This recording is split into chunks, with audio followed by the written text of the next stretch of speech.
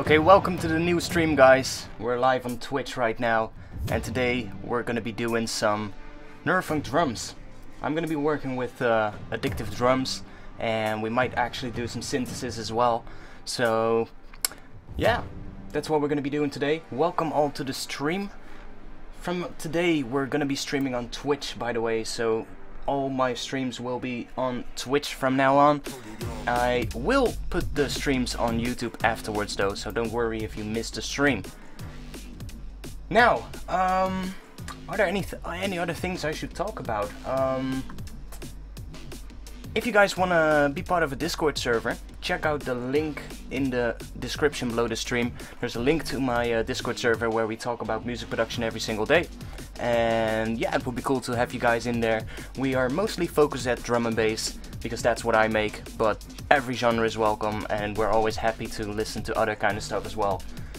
So, yeah. Welcome Static Hertz. Welcome to the stream. Now, it would be really great, by the way, if any of you guys wanted to share this stream on Twitter or Facebook or anything like that to bring the amount of viewers up. That would be great. We've currently got 3 viewers.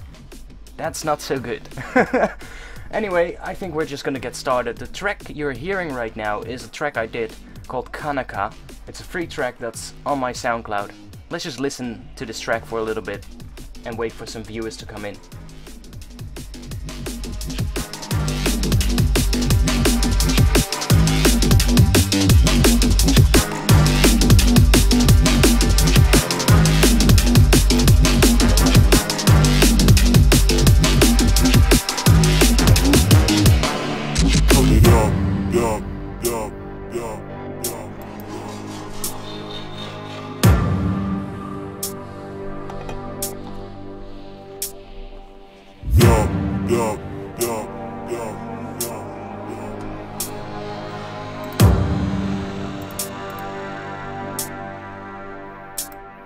Turn it up,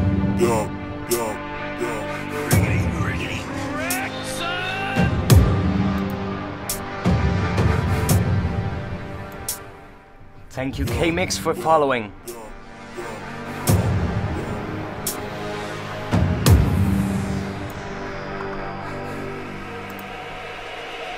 turn it up,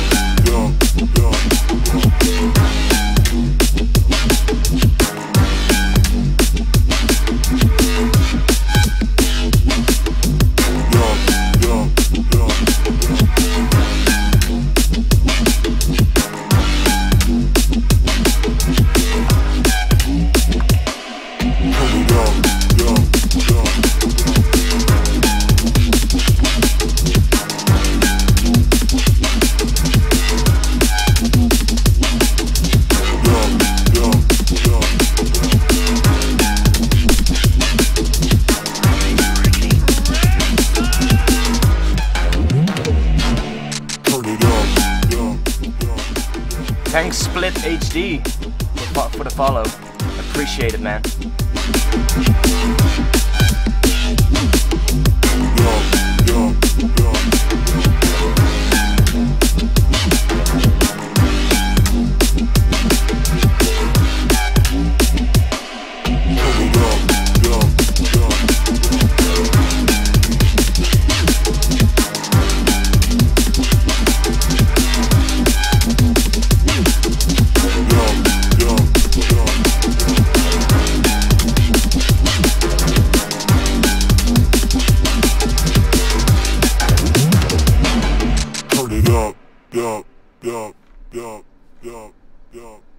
So that was my track Kanaka, the last track I actually released on my SoundCloud. New music is coming soon. I'm working really hard on an EP, and I've got about 3 tracks done. I'm aiming for 4 or 5 tracks, so it's gonna come soon. In the last few streams I worked on a Neurofunk track. Now that track is becoming really heavy, and it's actually coming together pretty well. Sorry, it's coming together pretty well, but I wanted to take a little bit of a break from that track because I've been working on that track for quite a lot actually, and sometimes when you work on one track for too long, you just kind of get well, not stuck. You don't really get a writer's block, but you just get uninspired for a bit. And it's usually a good idea to just take a step back and just, you know, leave the track for what it is, work on some other stuff, and then come back later to finish the track. So that's what I'm going to be doing. I will finish the track in future streams, most likely, so don't worry. But I just wanted to do some other stuff today. I made a cool bass sound this week, and it could be a really good bass for a track, but I need some good drums. So I wanted to work on some drum design today. So I'm going to be using Addictive drums, and I find Addictive drums to be really good for making drum and bass drum loops, or maybe even let's just call them breaks, because that's what, you know, what they are. You can sample breaks from tracks, or you can, you know, make your own breaks from acoustic hits. And the last thing is what we're going to be doing today. So we're going to be working on using acoustic drums to create a really good drum and bass break, and we may be even going to do some layering or synthesis to, well, turn it into a good drum and bass drum pattern. Now, if there's any questions regarding anything I'm going to be talking about in this stream, post it in the chat and I'll get back at you as soon as possible. Also check out the links below the stream. There you can find an invite to my Discord server, where we talk about music production every day. And when you want to have some feedback on your tracks, or you want to ask me questions in between my streams, so when I'm not live, you can join my Discord server and I'll be there every single day. So if you have a question, that's the place to ask them. Now,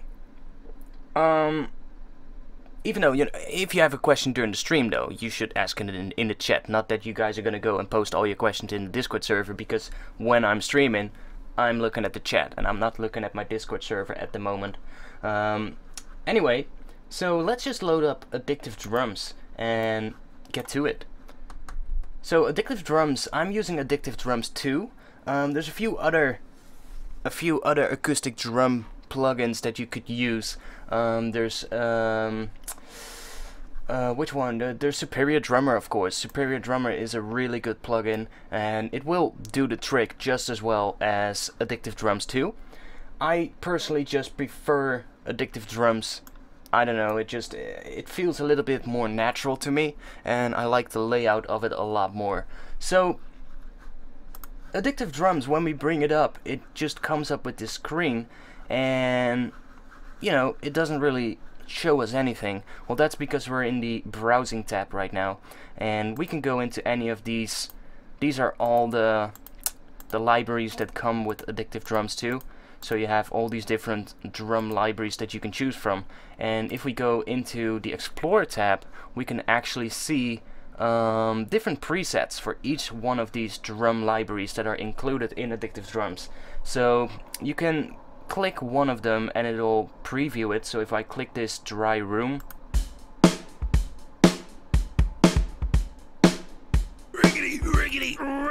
you can hear that we get the drum sound. Thanks Gustavo for subscribing. Thanks a lot. So the thing with Addictive drums is you can use any of these presets, and that's fine. But the plugin is really aimed at it's not necessarily aimed at electronic music. It's really aimed at, well, more rock music or pop music or stuff like that. But you can use it for electronic music very well, especially for stuff like drum and bass. So there's a lot of presets, and they come with their own Midi patterns. You can actually find these Midi patterns in the beats window right here at the top. You can see there's all these different Midi clips that you can just take one of these and drag it straight into a MIDI track, and it'll just give you the MIDI notes. So you've got all these different sections right here, and then you've got all these different varieties on the same pattern, basically. So there's a lot of different ones that you can choose from, but we're actually gonna make our own today. So this is the window that you're most likely gonna be looking at the most, and this is the edit window. So here's where you can actually find all of the different drum sounds, and where you can actually edit them, well, to sound the way you want. So I'm gonna go into the Explorer tab first, and I'm gonna choose this neutral kit on the Fairfax Volume 1. I find this kit to actually sound really good, so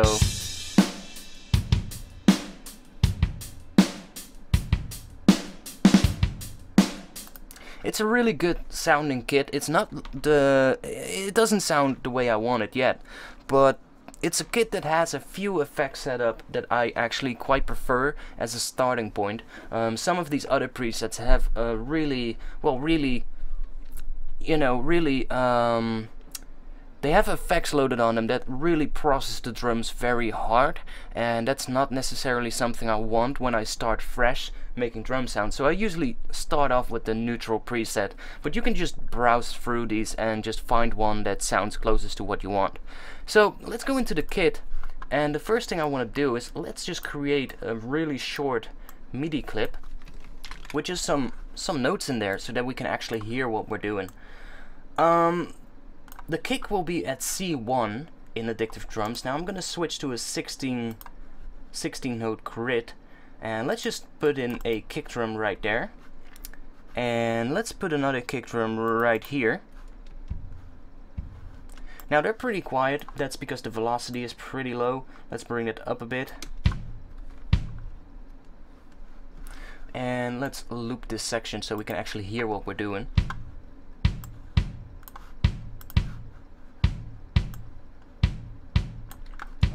Now we need a snare on the second beat. Snares are between C#1 and I think F, so if I turn this on we could actually hear it.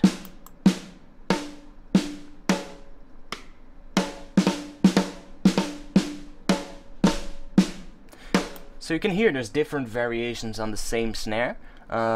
It's actually just the same snare, but it's played closer towards the rim or closer towards the center of the snare drum, which gives it a slightly different sound. You can hear this one sounds a little bit more attacky, has a little bit more punch in the high end compared to this one, which is a little bit lower and has a little bit more body.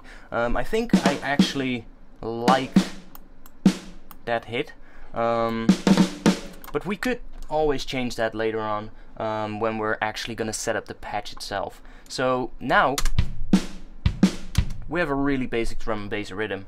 Next up we probably want to have some hi-hats in here. Now hi-hats sit from C2 and up, so we get some open hi-hats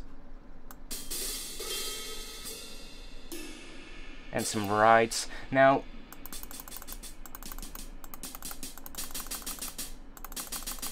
I think that one is gonna sound nice. Let's bring the level up a bit. I'm gonna make that level slightly lower than the kick drum. So if I bring this up, you can see this is the one that's the hi-hat. So it's about 80 on the velocity, and the kick sits much higher. So the hi-hats are just a little bit quieter.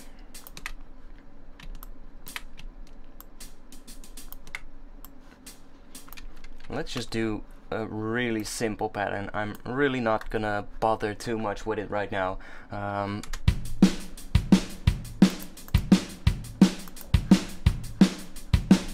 So it's sounding good, right? We have a good drum and bass pattern, but we need to really work on this. So the first thing that I see, okay, let's see. We've got a question from KMix07. Can you explain how to match the kit from Addictive Drums to the right key of your own bass, for example? I know you have the pitch in each channel, but is it possible to match the global kit? What do you mean? Do you mean matching the pitch of the Addictive Drums to the bass synth in your track? Or do you mean like matching the pitch of Addictive Drums to the bass, or to the pitch of the electronic drum samples that we're going to use to layer within these drums? Because if you're talking about the bass, like the bass line of your track, honestly, I most of the time don't really pay much attention to what key my drums are in. Sometimes I do, if I really have like a for instance, when I'm making a kick drum, I might want to make it in a particular key. But when I'm really just doing this, where I'm just making a drum loop, I really don't care about the pitch too much. I just care about how it sounds. And when I'm then gonna make a track, I can make the bass around that drum pattern. And you can also work with pitching samples. You can also chop the... If we make a break in today's stream, let's say we're making a cool drum break, you can always chop that up into several single hits and then pitch them slightly up or down to make sure that they match the track that you're gonna put them in. So even though I might set them to a particular pitch right now, it doesn't mean that I'm set to that particular pitch.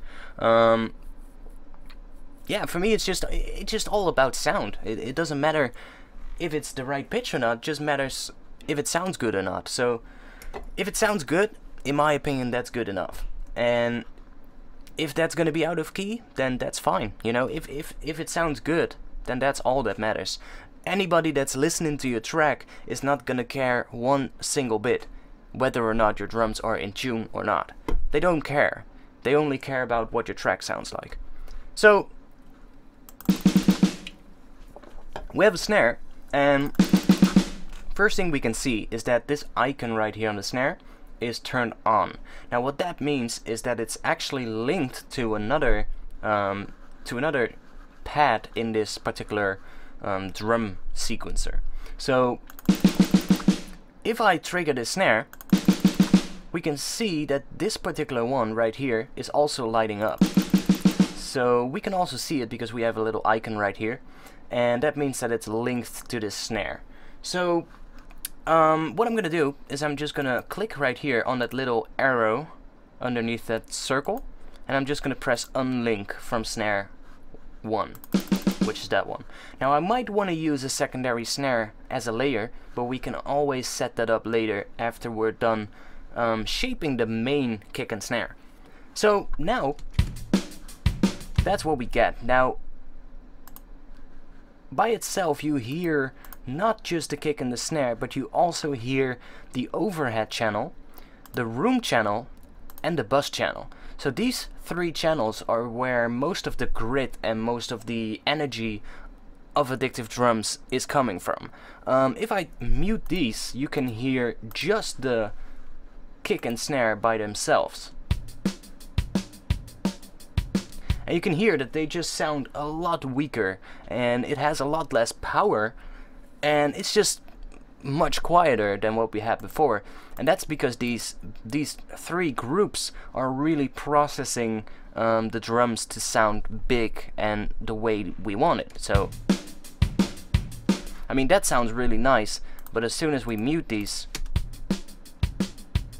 that's the starting point. So there's one other thing that I can hear. There's a little bit of reverb on here. That's just part of the default preset. Just turn it off. We don't want it.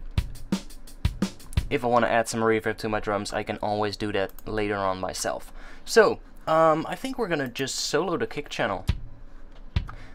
Now the kick drum, we can choose from a whole variety of different kick drums, and you can see them if you press this L button at the left, top left of each pad. So you're basically brought up with this window. This is your kick drum browser, so you can see we've got a whole bunch of different types of kick drums, different brands, different sizes as well. So smaller kick drum sizes will have a higher pitch, and these bigger ones, like the 26 by 14 inch, will have a much lower pitch. Then we've got some other kinds of kick drums. So we've got these few percussive like kick drums, and there's a whole bunch of electronic kick drums in here as well. But I'm not really gonna focus on those. I'm really just gonna focus on the acoustic sounding drum hits. So if I load one up and now play this particular pattern, we can hear the difference between them. So I'm just gonna browse through them, looking for one that sounds, well, like something we can use.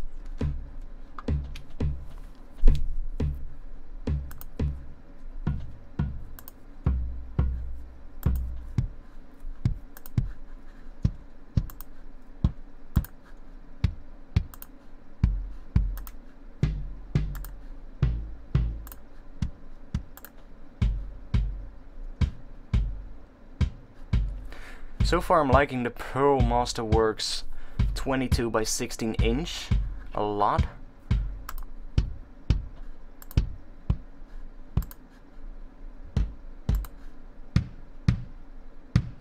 That one is also nice.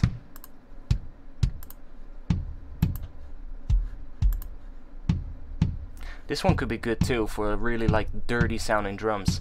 Might as well just pick that one.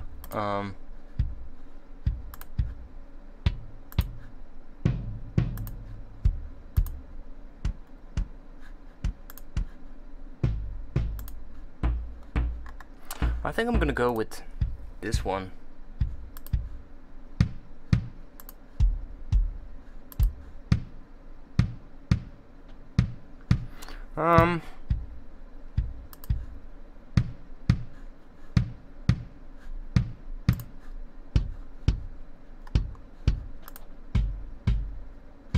Let's go with this one, which is the 22 by 18 inch. I think that sounds pretty good. Now let's go for a snare. So you can see I'm just soloing these two channels now, so I can hear both the kick and the snare, so I can really listen to both at the same time, so I can really find one that matches the kick that we have. So again, I can press this L button, which brings up the Snare Drum browser, and now we can just switch to the first one and listen to how it sounds. Now again, this has the same principle. We have the small snares first, and then the further we go up, we get bigger snare drums, so we get a higher pitch sound and a more lower pitch sound towards the bigger ones. So you can hear the first one has a really high pitch sound, doesn't necessarily is something that I like. The kick drum that we're using is from the DW Collector's series, so maybe one of these would work.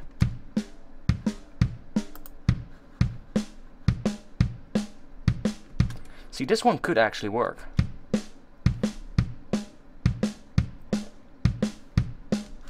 I think that one sounds pretty nice, especially for drum and bass. But let's just go through them first. That one has a lot of top end, really long tail as well. Now that one is pretty good as well. It has a really short, snappy character, which I quite like.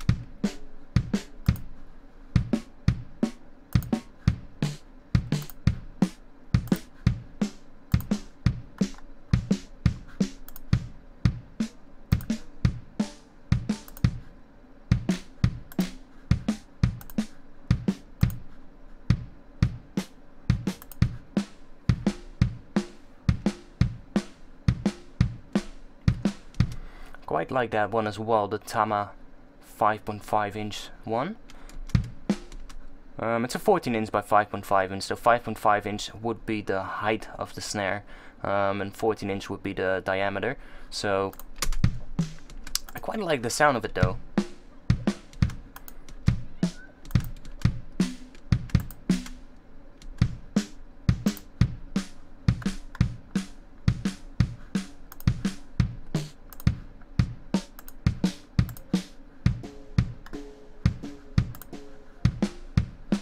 Let's just go with that one. So that's the snare that we're picking right now. And now for the hi-hat, let's just solo the hi-hat channel so we hear just the hi-hats. And I might actually just go in here and create a slightly different pattern. See, we have like, when we bring this up one semitone, we have a slightly more open hat. So it's really subtle, but it's slightly more, it's slightly longer, and it's just like, when you have a hi-hat, you have like the two parts of a hi-hat, right? And you have the pedal on a hi-hat that you use to open and close it. The more you open it, the longer the tail will be, and the closer the snare, the closer the hi-hat, you get a much more snappy sound. So definitely the ones here at the bottom.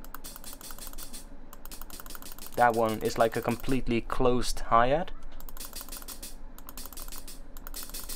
and becomes more open towards those. So let's maybe try a more open hat on the snare. Let's just do something like this, see how that sounds. So I quite like how that sounds. Now, again, we're gonna try out a few of these hi-hats and see which one I like. So usually I stick with one of the Zildjian ones. I really like the way those sound. Zildjian and Sabian are really my favorites.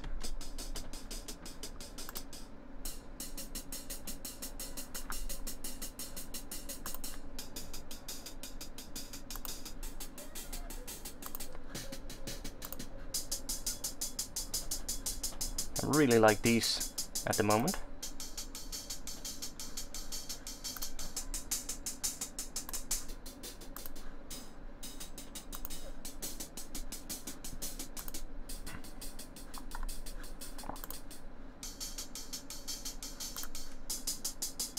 I'm gonna go with the Sabian Studio hats. So now with the snare and the kick as well.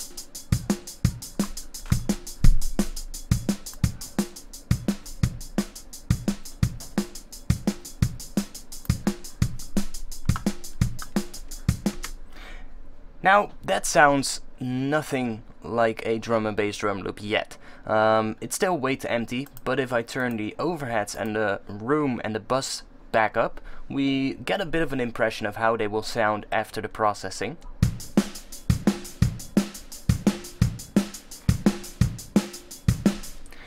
But it's still way too messy for a drum and bass track.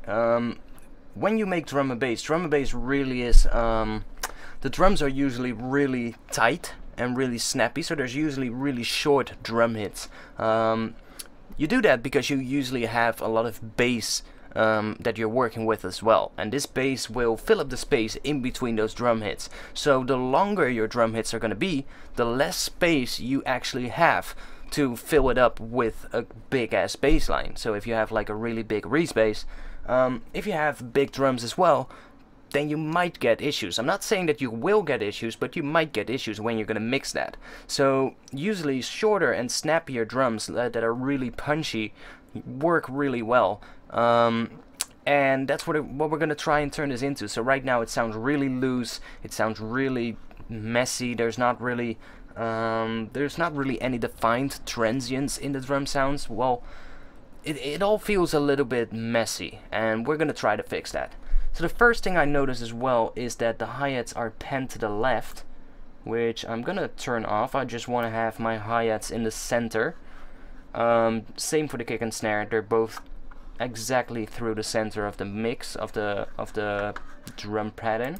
So let's go in the kick channel, and the first thing I want to do is I want to make sure that every time the kick plays, so if I press solo, I want to hear the same sample every single time. So if I press this button so it becomes orange, that means that we now it's not gonna play different samples, because Addictive Drums is really aimed at making live sounding acoustic drums, and when a drummer plays on the drum kit, he's never going to be able to play the exact same sounding drum 2 times in a row. It's just not going to happen. There's always going to be a slight difference, and Addictive Drums takes care of that by playing slightly different variations on the same sample every time you trigger a note, so that it doesn't really sound that robotic. It sounds more humanized. But when you make drum and bass or any form of electronic music, that's usually not what you want. You want it to be exactly the same every single time. So you can press this button, which is called No Alternatives, and it basically means that there's going to be no different samples. It's just going to play the same sample every single time. So now our kick drum sounds really the same every single time. So we can also work with this slider, which is basically the range of the samples. Now that the sample it's going to choose is determined by the velocity of that particular note. So if we take the kicks, we can hear, if we bring the volume of the kicks down, it plays a softer version of the kick drum. So that's just those are just the different samples. And the higher we go up, the more high end we get. Now, I want a good amount of high end, but I don't want to go up all the way because it becomes quite attacky, I would say. I think that's a little bit too much, so I'm just going to back it down a bit. Now for the snare, same thing goes actually. Let's solo the snare and go in here. Same thing goes.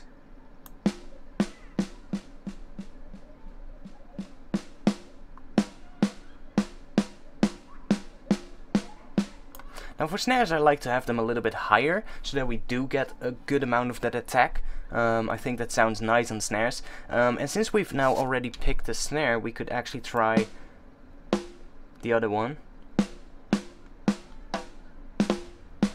I still like this one the most. It has a good bottom end to it. So, let's work on the kick drum. Now, the kick drum itself, we can actually shape the kick drum quite a lot. So in here you've got a whole bunch of controls, and if we play the kick drum by itself, first thing I want to do is I want to pitch this. So I might want to pitch it up slightly.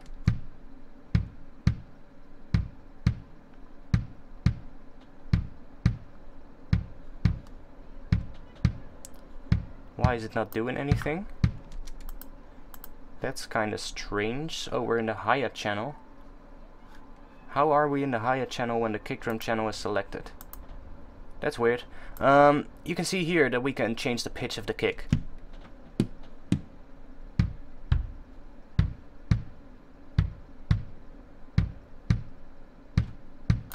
I don't want to go too high or too low. I really just want to change the pitch of the kick drum slightly so it sits pretty much in the range where I want to have it. And then I can use the pitch envelope to emphasize that transient. So if I now bring up the release, you can hear we get a little bit of that pitch envelope sound, which is turning it more into a synthesized kick now. Now I don't want to have it that long and that much.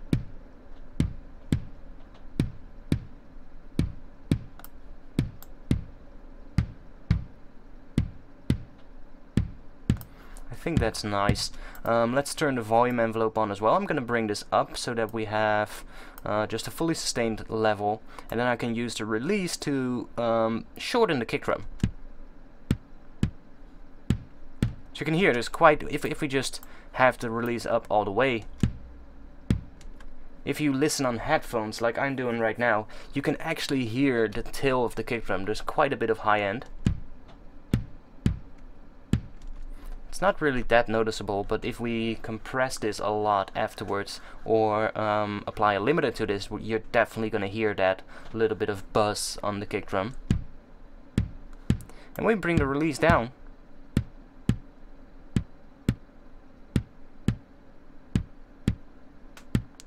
we can really shorten that. Next up, I want to change the EQ a bit.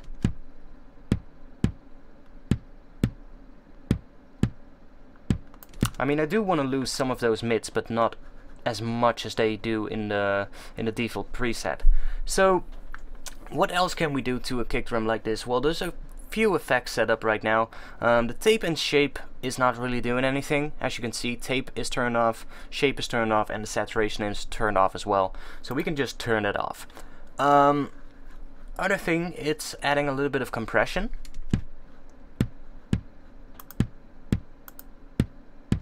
Which isn't really that noticeable, but let's just keep it. A little bit of compression on that kick will not hurt, so let's just keep it there. I think it's a good starting point. But you've also got this section right here, and this is where you can change the actual mic position. So if you ever recorded a drum kit, you know that the position of the microphone does a great thing to the sound of your drums. And you usually have two mics. One is going to be set up in front of the kick drum, so and with the front I mean when a crowd is looking at a drummer, you can see the front of the kick drum. That's the front, so that's the part of the drum that people are going to be looking at. The back side of the drum is where the beater is, so the thing that hits the kick drum as soon as you press the pedal of the kick. And you can change that position. There's usually going to be a mic in front and in the back of the kick, and determined on the mix between these two microphones, you can change the sound of the kick drum. So that is determined right here by this slider. So the more we go to the right, the more we hear of the front of the kick drum, and if we go more towards the left side, we hear more of the back side where the beater is. And the beater gives a little bit of a different sound. Let's just listen to it. So that's all the way on the left side, so that's only the beater sound itself. And let's go to the front. You can hear it just gets a slightly different sound.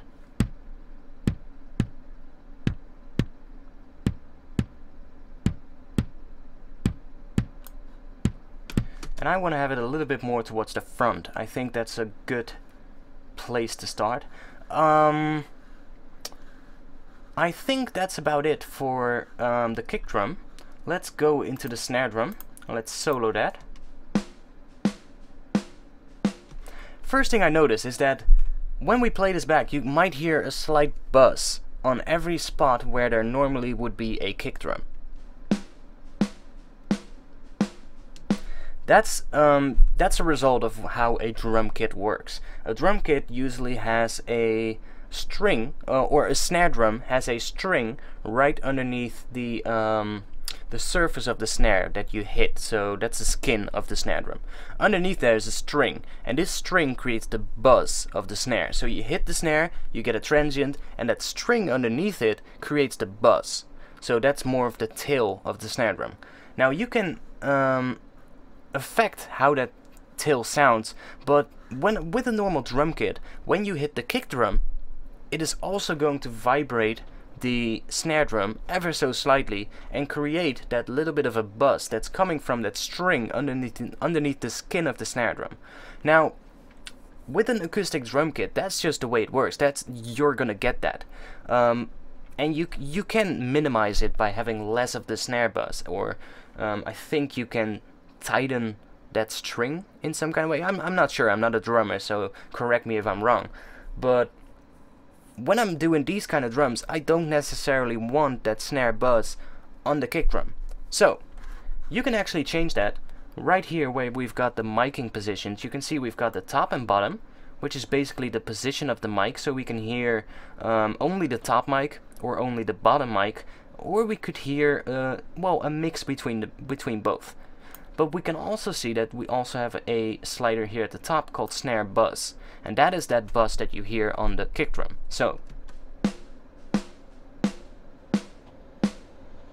if I bring that all the way down, we now have no buzz on the kick drum, and we just have it on the snare, which is pretty much what I want. Now, first thing up, I'm also gonna enable that no alternative samples. I don't want any different kind of samples. I just want to have the same sample every single time. And I'm going to play around with this top bottom slider.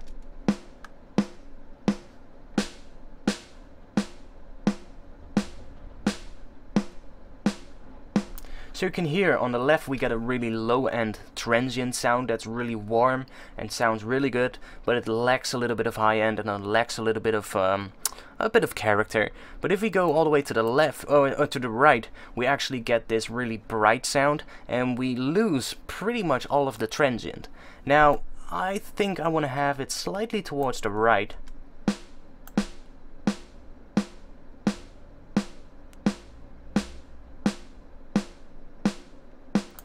Maybe even a little bit to the left. Let's do minus 15%. So then we can use the EQ here.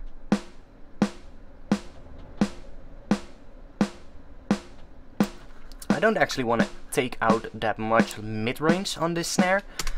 Let's hear it together with the kick so we can hear how the two sound together.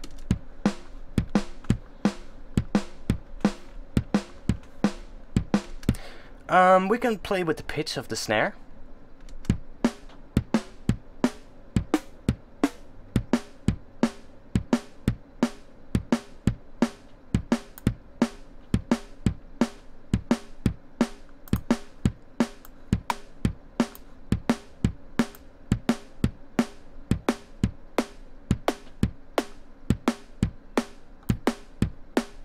So if we add a pitch envelope to that snare as well, you can hear we're really emphasizing the transient, but it's becoming quite short as well.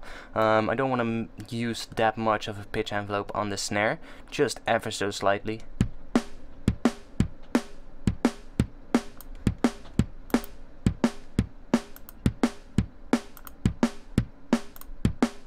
Now that difference is really subtle, so I'm wondering if all of you can hear that. But there is a slight difference. So, let's see, we've got 7 viewers. That's not that much. So far I have to say, my YouTube streams get a lot more views than my Twitch streams. That might be because not everybody knows that I'm streaming on Twitch. I'm trying to get as many people from my YouTube channel over to Twitch for my live streams. I think Twitch is just a little bit more streamlined for live streaming, so it would mean a lot if anybody of you right now can go on his social media account and just share this stream. So let's just try and get some more viewers in here. It would mean a lot. Anything, social media, Discord servers about music production, just post a link to the stream and let's see if we can get some more people in here. Thanks Buzzon Cool, however you're saying that name. Dude, this is quality content, you're a really good instructor. Thanks, really. Stuff like that is really making my day. I actually felt a little bit sick today. That might be because of the weather. It's pretty cold at the moment in the Netherlands. It's really cold, it's freezing outside, it's snowing in the eastern side of the country, and the wind just feels like a polar wind. So I was outside for a little bit today, but it was really freezing, so I'm glad to be back inside. But I was feeling a little bit sick this morning, so maybe it's because of the weather, but I'm not sure. Now, let's see. It's about to snow over here in Brabant. Yeah, it's been snowing in good parts of the country, except for where I live. It's always like that. I live too close to the sea for snow to actually come here. Usually when it falls here, it's just fucking rain. And then as soon as it comes towards the eastern part of the country, it turns into snow. Which I don't like, because I honestly want to shoot some photos in a snowy landscape. That would be absolutely sick, but I don't get much of that. Somebody asks what is a link to my YouTube channel. I'll just post a link to my YouTube channel in the in the chat. One moment. There we go. That's my YouTube channel, guys. All of my streams are uploaded on my YouTube channel as well, and I've got a whole lot of videos in there about music production, a lot of tutorials, and if you ever miss a stream, my YouTube channel is the place where you can find any of the previously done streams, and you can watch it back. So, we were working on the snare. I'm gonna do the same thing as we did with the kick drum. So I'm gonna take the volume envelope and I'm just gonna make it short.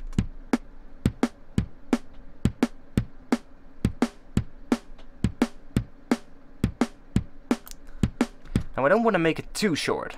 See, we can go really far and do something like that, but I don't think that's what we need. I think that's a little bit better. We might have to work on that later on, but we'll see what happens. Next up is the Hyatt channel. So the Hyatt channel I don't necessarily want to do too much. On here I think I actually want to have alternating samples. So I'm just gonna bring that back. Oh wait, because I was doing that in the wrong channel, I'm turning it on for the kick as well. So now we have no alternative kick drums. That sounds good. Snare is fine as well. Now let's go to the hi-hats. So in the hi-hat channel,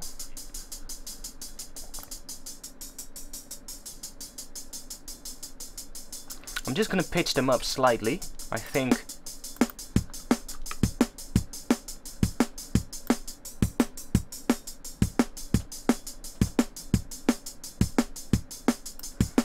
that sounds nice. And I'm gonna turn on the volume envelope as well, because I want to make these quite a bit shorter.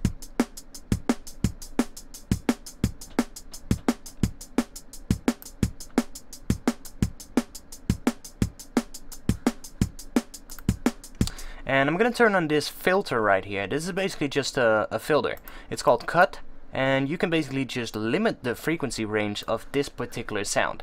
So we've got the hi-hat, and a hi-hat usually has, well, quite a bit of a low end. You wouldn't actually think of that when you think of the word hi-hat, right? Plus it's a really high-pitched sound. But you'll be surprised by how much low end this actually has. Let's see if we can see that. Let's open up Voxengo's pen. I'm gonna put it on this track right now and just see. So this is just a hi-hat. That's looking pretty good, to be quite honest.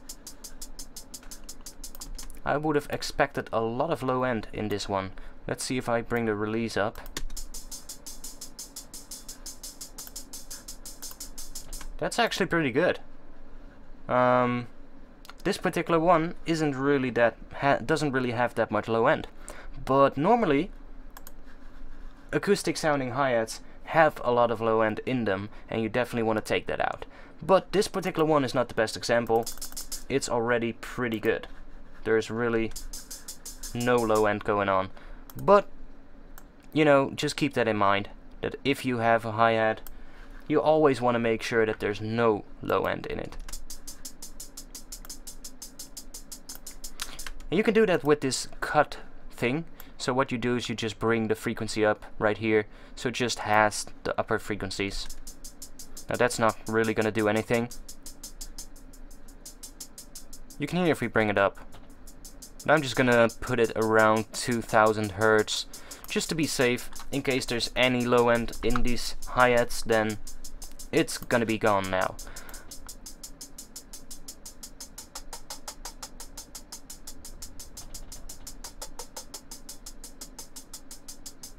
I think I want to add a little bit of mid frequencies to this hi-hat.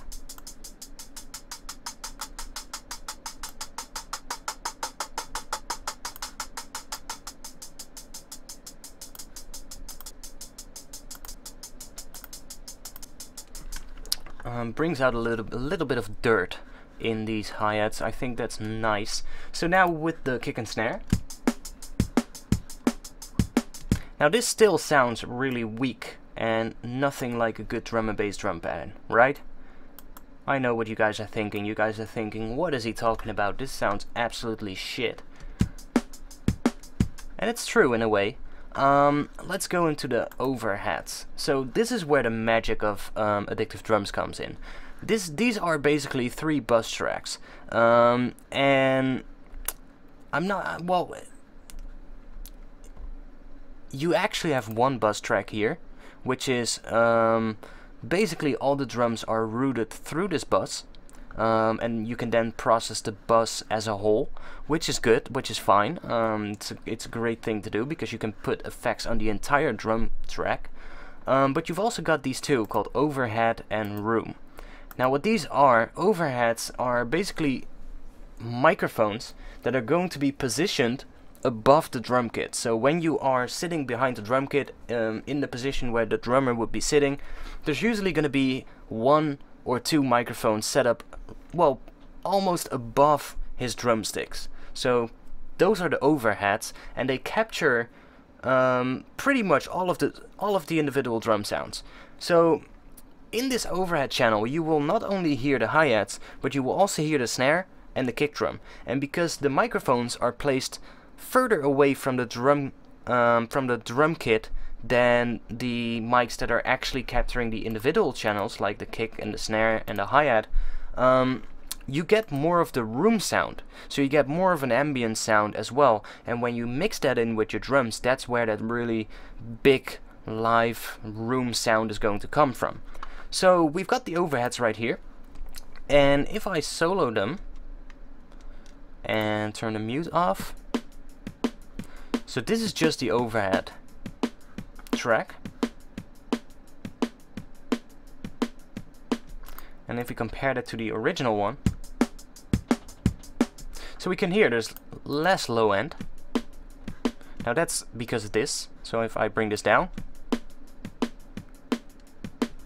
you can still hear that there's much less low end in this particular one. Wait.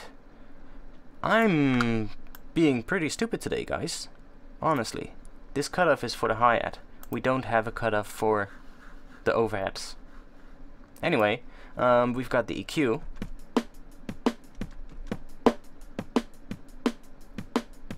I usually want to take out some mids, but in the default preset it takes out a lot of mids, and sometimes I think it takes out a bit too much. So that's pretty good sounding. Let's mix that in with the main drums.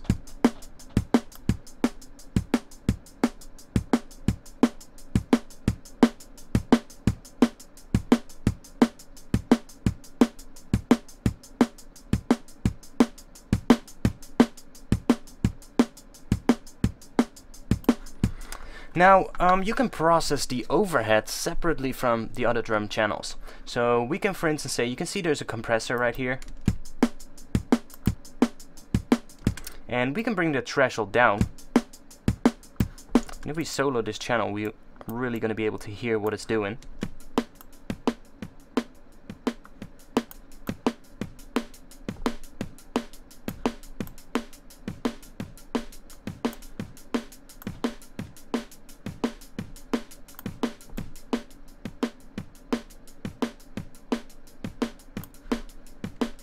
So let's try mixing this in with the original drums.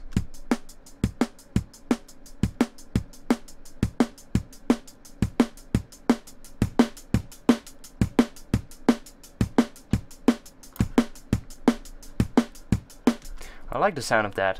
Now you also have a distortion panel.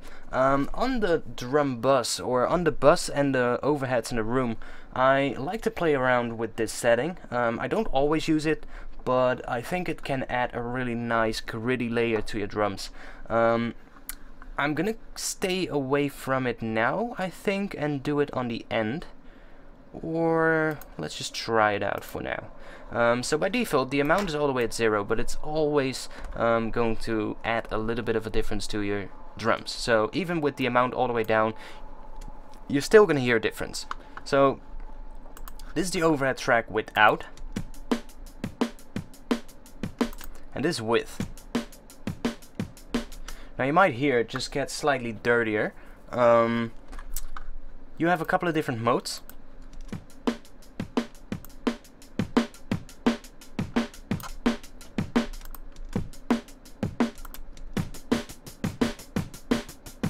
So you can hear that one really brings out the high end, the high end and the hi-hats. So that might be a good one to use. Then we've got crunch.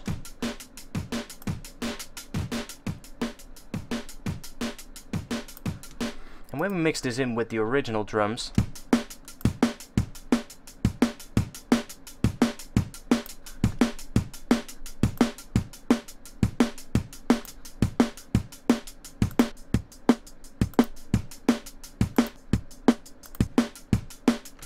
I quite like the sound of that.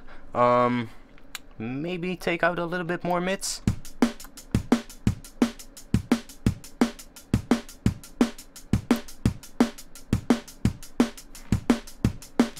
I think I like the sound of that.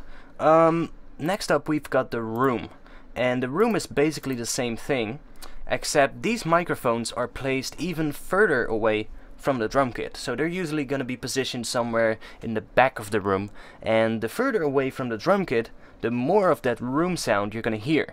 Now that room sound is where a lot of the reverb comes from. Even though we have no reverb set up, you're going to hear a little bit of an ambience kind of sound. And if I change this distance slider,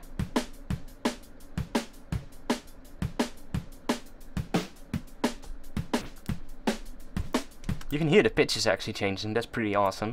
But that's just because I'm changing the position of the mic. So all the way to the right, we're actually going to have a really big distance between the microphones and the drum kit, which means that we're going to get more of a room sound.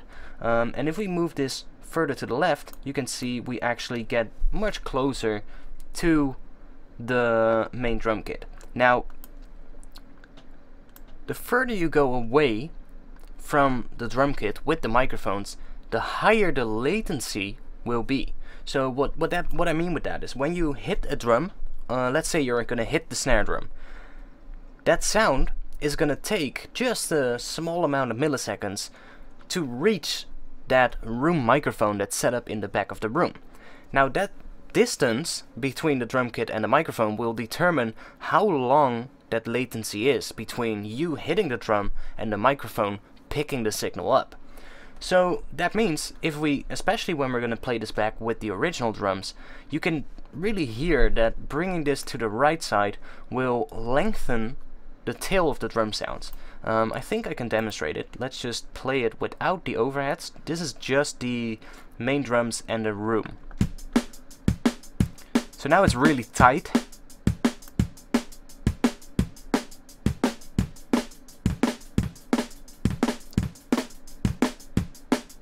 So you can hear, if I bring it all the way to the right, the latency actually becomes quite a lot.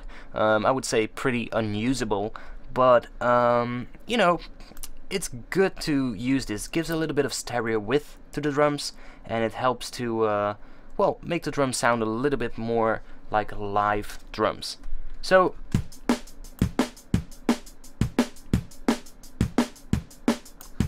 I don't want to go too far. I do want to have a little bit of that phlegm kind of character, but not too much. Now let's mix the overheads back in as well.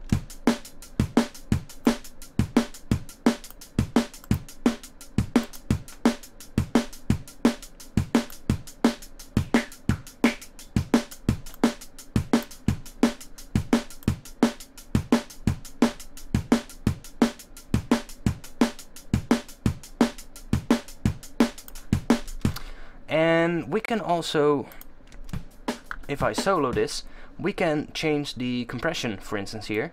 We can have a lot of compression.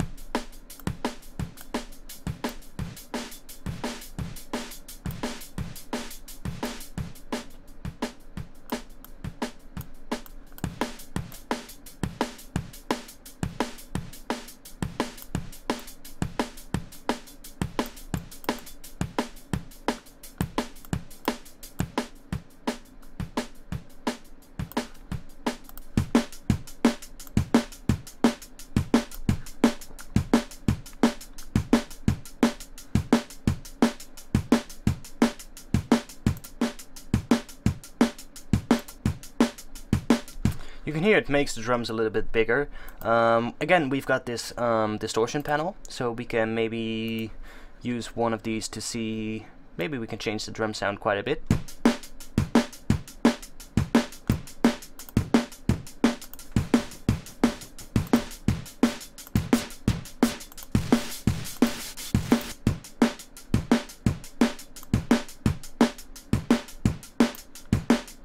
Now, you can also see you've got this little slider right here. That's actually a frequency range control for this distortion.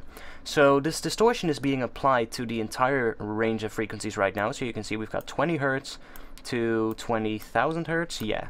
But I might not want to add that distortion to the kick drum, for instance, to the low end of the kick drum. So I can bring this up, and that's going to make sure that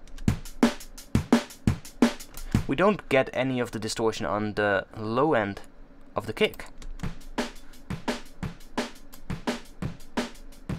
See, that sounds a bit too distorted.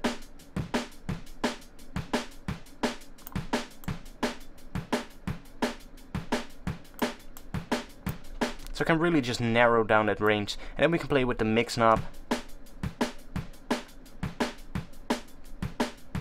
to get a blend between the two. Now I think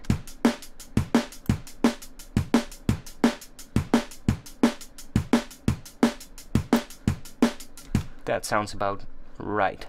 Do I want that much from the room?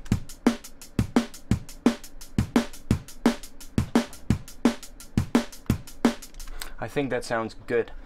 Are there any questions? If you guys have any questions, let me know in the chat and I'll get back at you as soon as possible.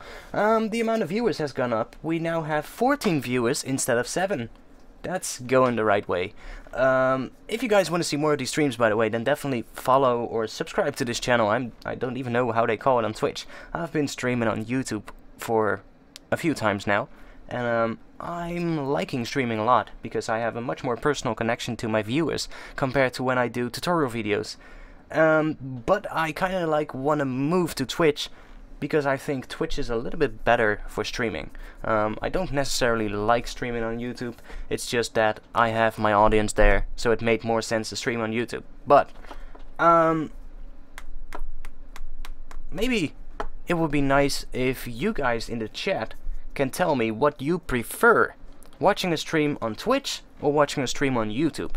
And I might actually use that and think about what I'm gonna do with future streams, but I think I want to do it on Twitch. Now,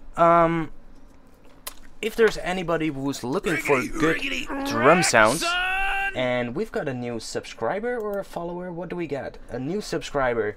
Thank you MW Stunts for subscribing. That means a lot. Now, if you guys want to have drum sounds that I've made, and you want to have some good solid drums for neurofunk drum and bass or dubstep or glitch hop or any of those kind of genres, then go to the website of Black Octopus Sound, and in the search bar type in ARTFX and you will find all my sample packs and preset packs. I've got drum sample packs, and I've got a pack with synthesizers, more vintage sounding synths for Serum. I've got a bass preset pack for Massive, and I've got a bass preset pack for Serum. So if you are looking for some new sounds, check out Black Octopus Sound. They release all my sample packs and preset packs, and you can now also get them on Splice, you can get them on Loopmasters, pretty much any of the big stores. So I see that most people prefer Twitch right now in the chat, which is pretty much what I think as well. You can stream to Twitch and YouTube at the same time, but I think there is I think it's not possible with OBS.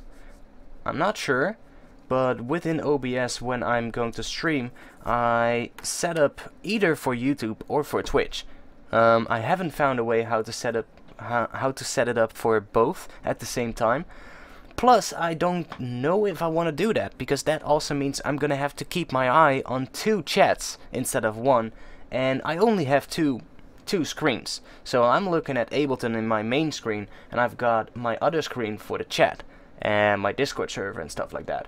So I don't think I want to have another screen, because I'm already running pretty low on space here. So I really just, plus I don't think my computer is gonna really like it if I stream to 2 platforms at the same time.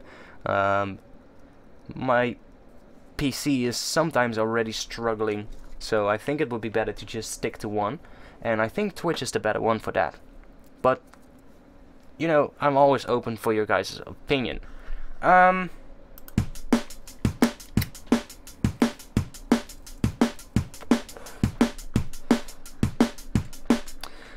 It's starting to sound better already. I mean, if I turn the overheads in the room off, you can hear what we had.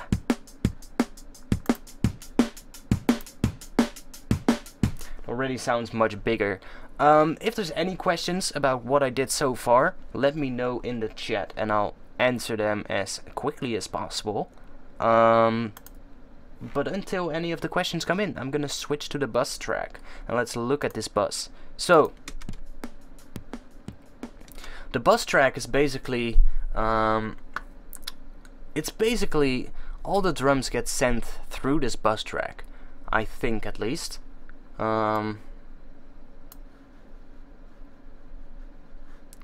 Are these the cents or the amount that's sent to the bus track? Let's see.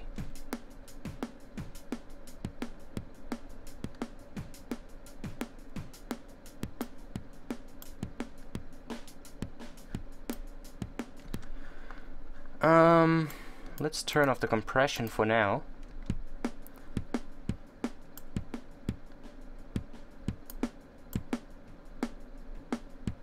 So these sliders are actually controlling how much we hear in the bus track of that particular channel.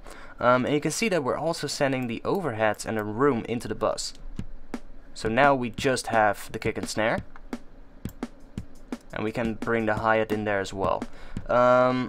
Let's do the hi-hat in there as well, but not as much as the kick and snare. And then when I bring the compression back in, I can really compress that.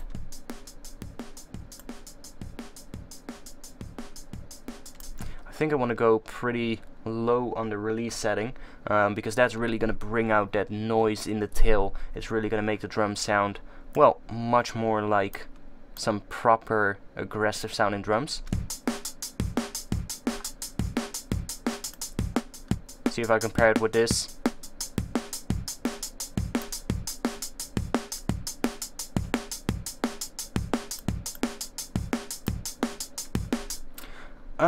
I also want to maybe add some distortion.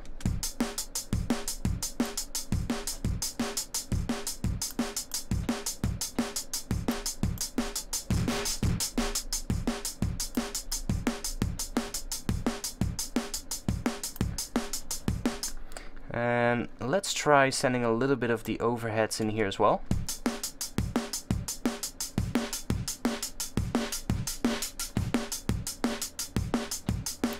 And a bit of the room.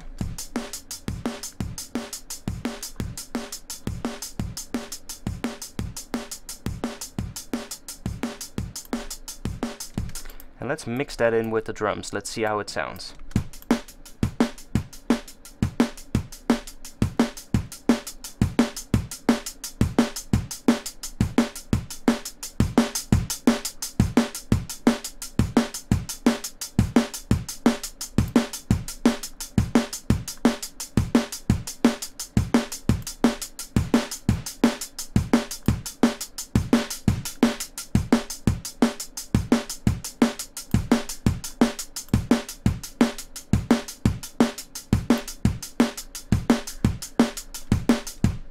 So we're already getting quite a good sound out of it. Now this sounds really acoustic still, but we will have to layer this up with maybe some digital drums to really make this into a good drum pattern. But the basic stuff is here. Now you can see, if we go in here, we can play out with some different patterns. For instance, we could do maybe something like this. There's different stuff you can do. I'm just gonna stick with a regular pattern though, and I'm gonna bring these hi-hats down in volume a little bit.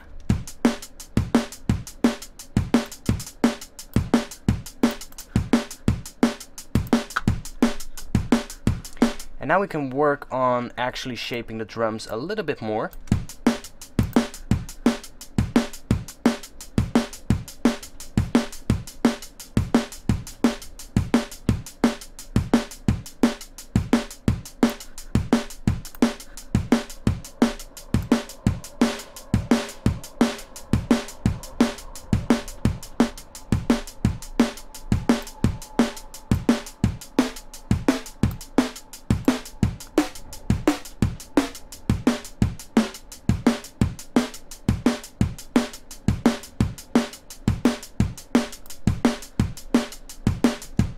So, I'm not too sure about this one yet.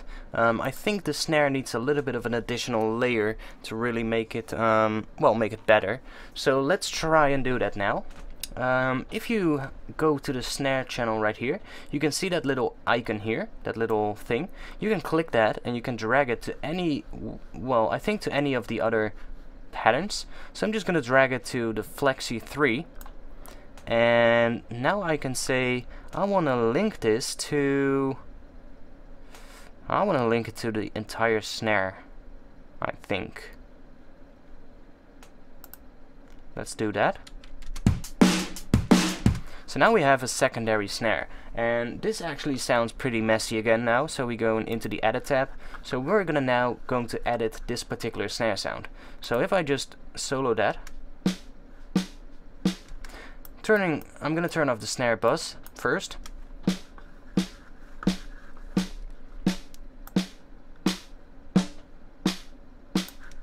And I'm going to turn on that so that we don't get any of the alternating samples.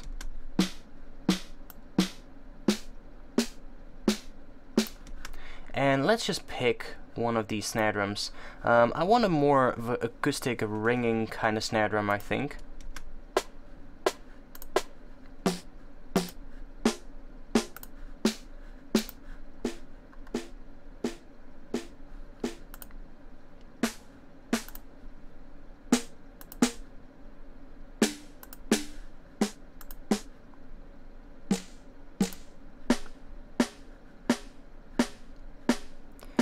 Maybe the Tama Classic could be a good one. Which one are we using here? Oh, it's the exact same one. Let's try a different one, because otherwise it's not going to make much of a difference.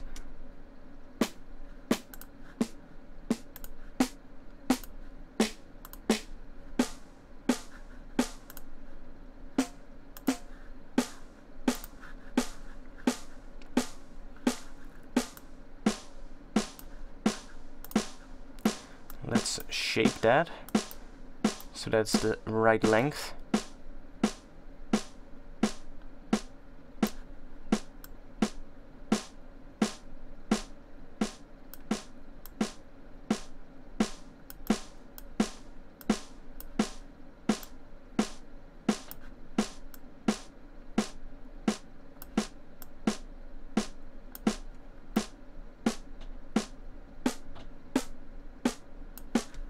So let's play that together with the other snare.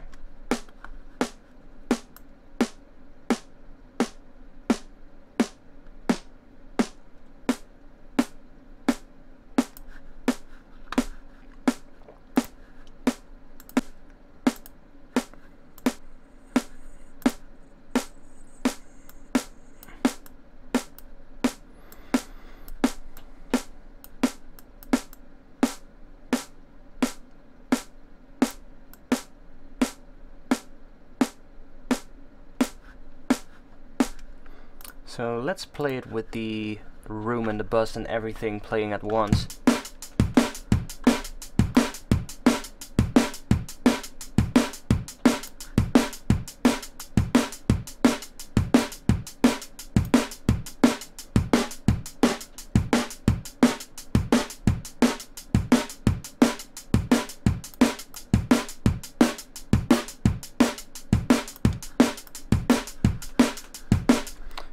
I think that's pretty good.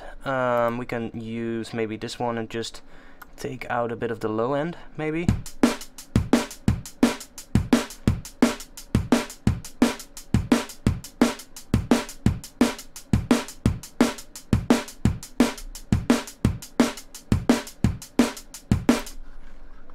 Let's see, yo, if you're streaming on Twitch, you can set your Discord to show your streaming and it links to the channel. Looks like that's not on at the moment. What do you mean? In Discord itself? So I should do that in... I should do that in my settings, I guess. Let's see. How do I do that? Connections, maybe? Oh wait, streamer mode is enabled. I know, but I'm on a separate monitor, so... How do you do that, guys? How do you set this up?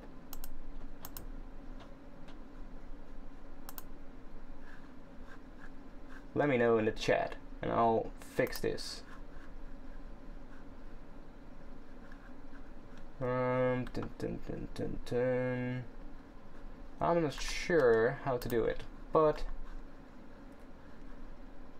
let me know in the chat how I can set that up, and I'll try it. But right now I'm not sure. Never done that before. Yeah, you turn on streaming mode, your user settings. I've never used it, but I have seen it. Yeah, I've seen it too. And streamer mode is turned on right now for me. By the way, in the member list of the Discord server, it's actually showing that I'm streaming. So I think it works. That being said though, let's get back.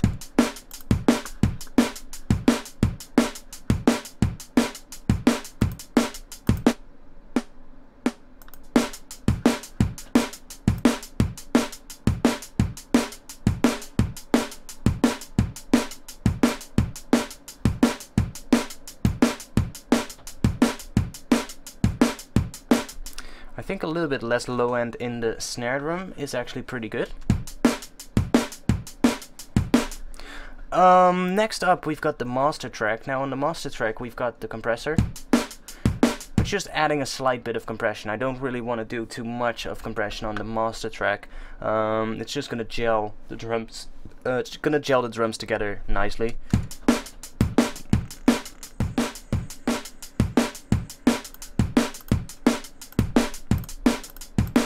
That's not really doing anything, so let's just turn it off. And we've got the shape here.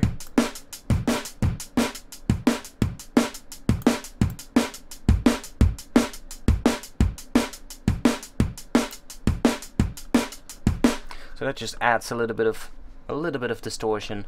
We can try the distortion panel again here.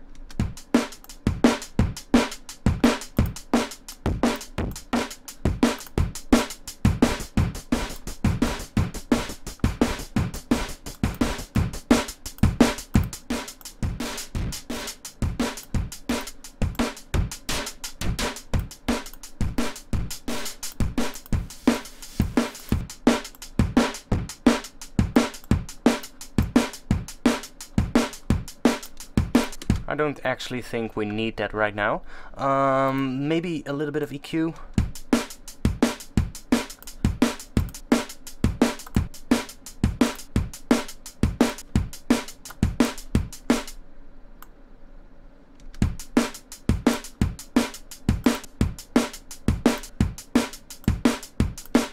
Just taking out a little bit of the mid-range. Are there any questions, guys, about what I did in Addictive Drum so far? Because this would be pretty much where I stop using Addictive Drums and where I start, well, bouncing stuff to audio and using it with some layering, most likely. If there's any questions, then let me know. Oh yeah, it's on. Looks like the Ableton game overrides the purple dot. Maybe. Oh, that could actually be the case why it's not showing up. Well, it's showing up for me though. For me it just tells me that I'm making some drums. So, looks to be fine.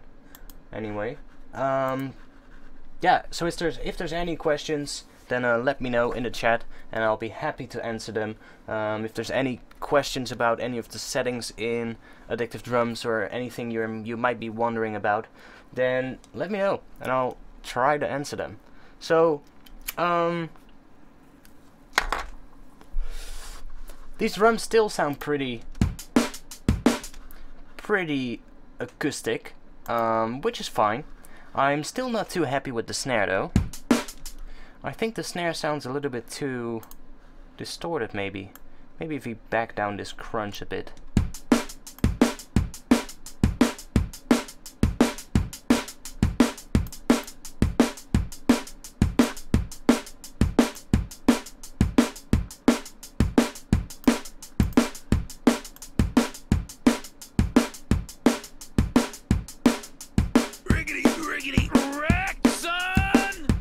I like that. Let's see, who is that? We've got Vatanitan. Thanks for following me, man. Hope I pronounce your name right. I really have a hard time pronouncing all these names of you guys. At least there's no Russian names today, which means I can at least try to pronounce the names, which is good. Let's see. The snare sounds a bit better now, I have to say. It's slightly less distorted. And bringing down this threshold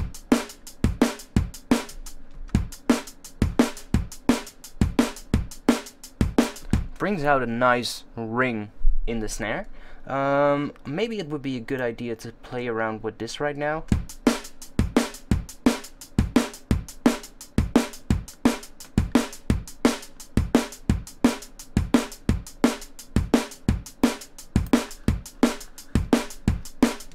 Okay, so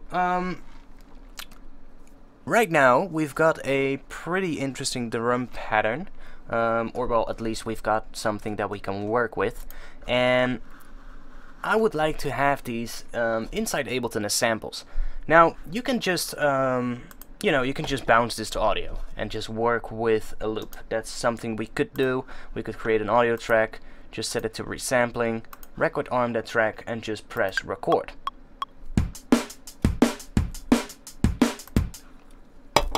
And now we have our drum loop, which is gonna sound exactly the same.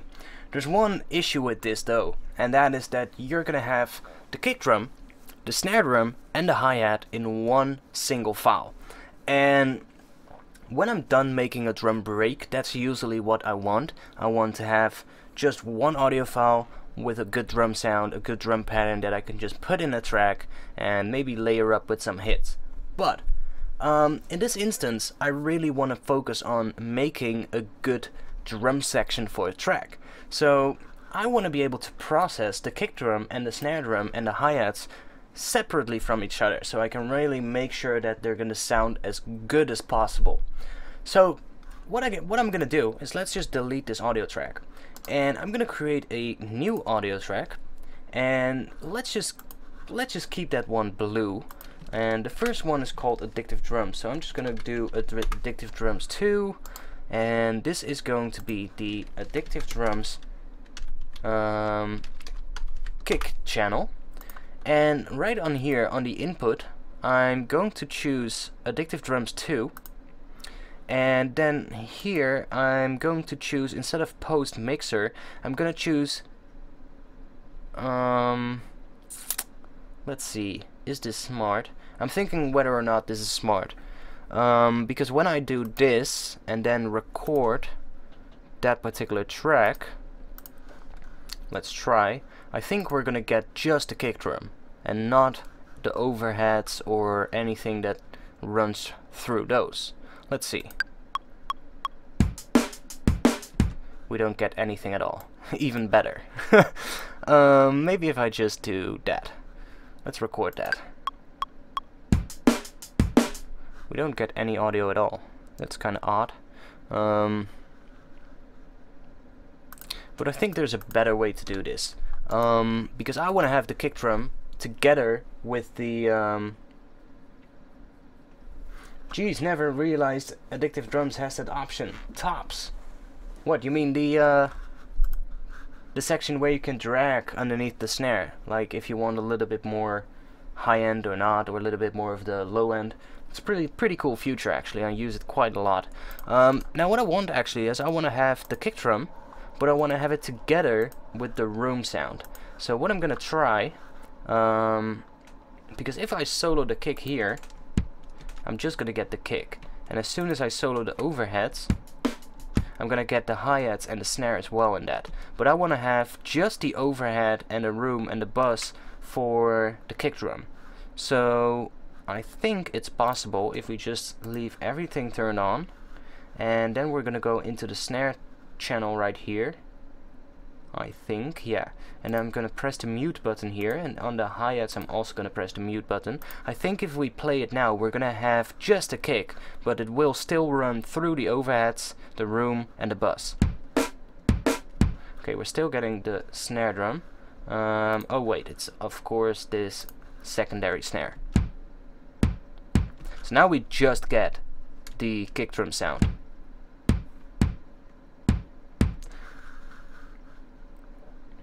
No routing out the tracks to separate channels. Ah, yeah. I mean, you can just route it to separate channels. You can, right here, say Addictive Drums 2, and you can just choose whatever channel you want to record. But I really just want to record the entire thing. So I'm going to set this to resampling and record enable. And now we should be getting just a kick drum, but with the overhead sound and the room sound and the bus track sound on it as well.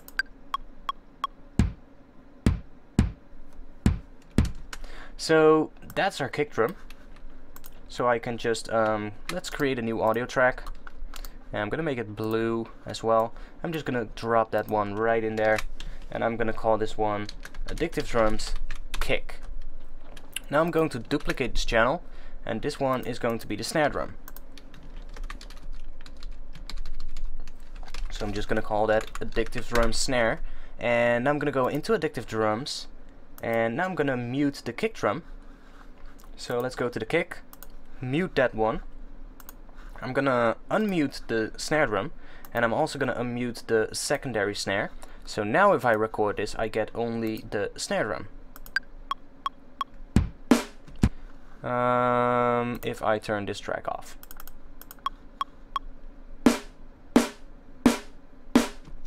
So now we have our snare drum right here.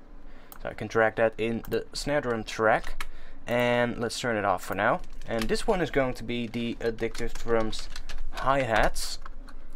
So delete that particular clip, go into Addictive Drums and mute the secondary snare and mute this snare. And now I'm going to unmute the hi-hats. So now we can just record this.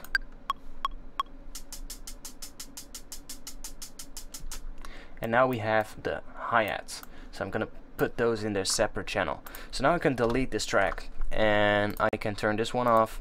And if I play these three, we should get pretty much the same thing. So let's try.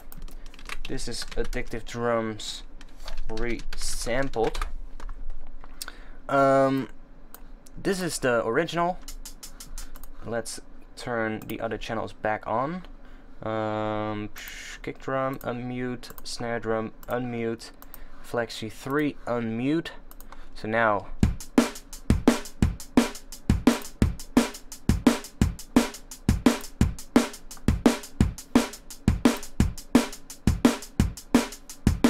that's pretty much the same. So now we can work with the audio, and I find when I make drums, working in audio is a lot easier than working in MIDI. It's just something that I prefer. Now I'm gonna use just this first kick drum, and I'm gonna make it a little bit shorter. So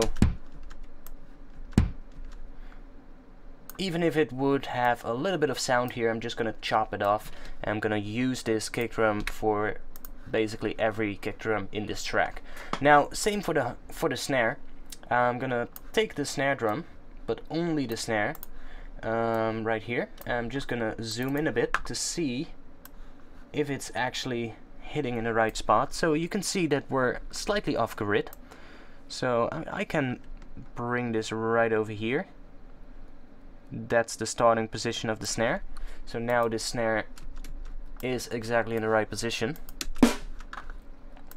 And we can play with the length as well.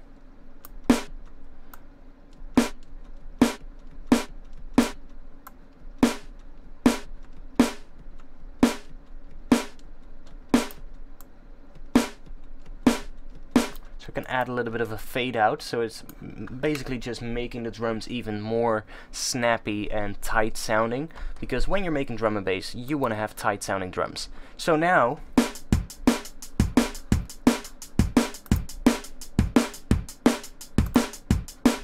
you don't necessarily hear a difference because it's really subtle, but it still helps to tighten everything up.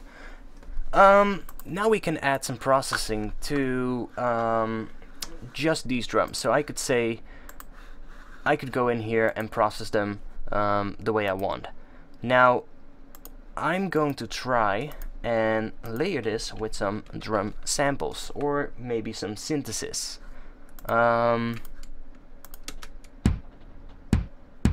Let's try synthesizing a kick drum layer underneath this kick drum. So I'm going to group this again. So we have another group, and I'm going to call this one drums. And in here, I'm going to create a new MIDI track, and I'm going to group this as well. And this one I'm going to call synth drums, or let's call them digital drums. And this would be our kick track, so I'm just gonna name it kick. And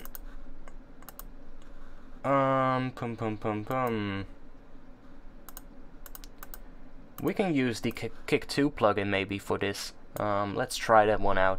I don't necessarily use this plugin a lot, but it's a pretty good plugin. So let's just see.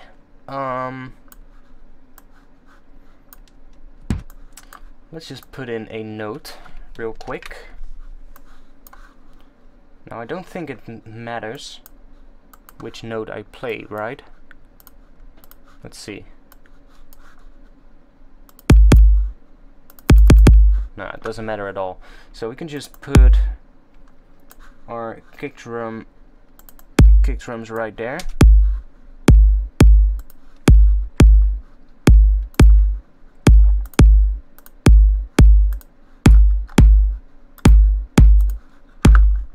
So now we're hearing the synthesized kick together with the acoustic kick.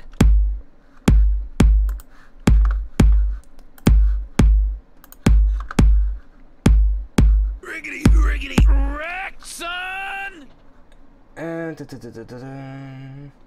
nope, C3. No, it really doesn't matter what you, because the pitch is set in the plugin itself, and every note basically just sounds the same. Which I think is what you mean, but I'm not sure.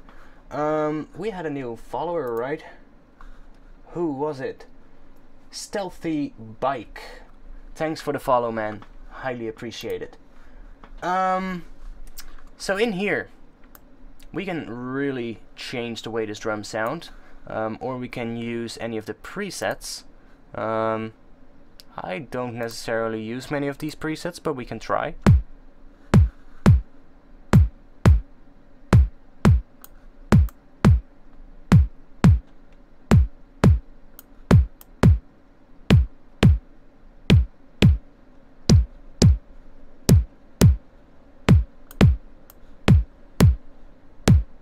Riggedy wreck, son!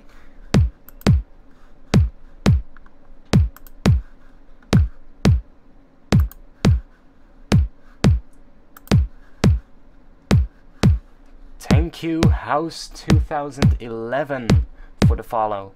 Again, highly appreciated. So I'm gonna drop this to F, I think, because the tracks that I'm currently writing are mostly in the key of F.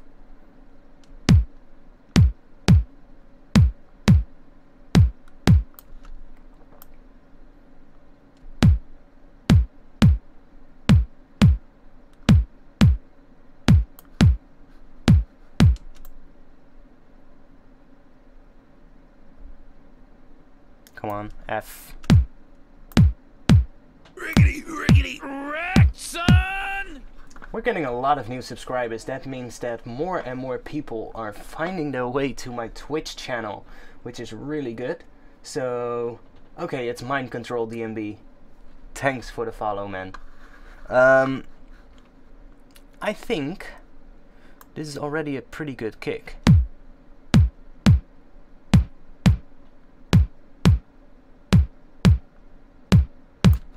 Now we have these click samples that we can use as well. So currently it's using the Live 19 click.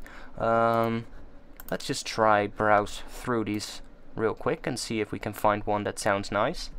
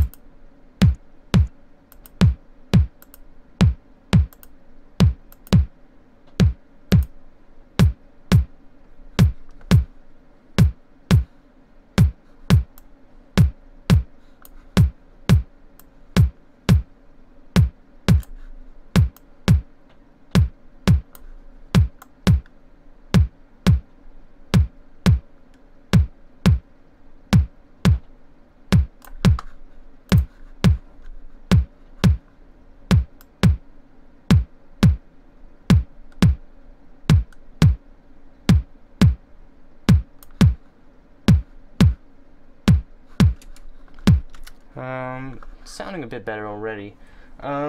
Is this plugin a mixture of synthesis and samples? Yes. You have basically a synthesizer that's just generating the main kick drum. So if I mute this click and let me just solo this track. So that is the kick drum that it's making. And then we have this click channel and that's adding that to it. That's your left right, which I don't want to do. I just want to have it right in the center, like that.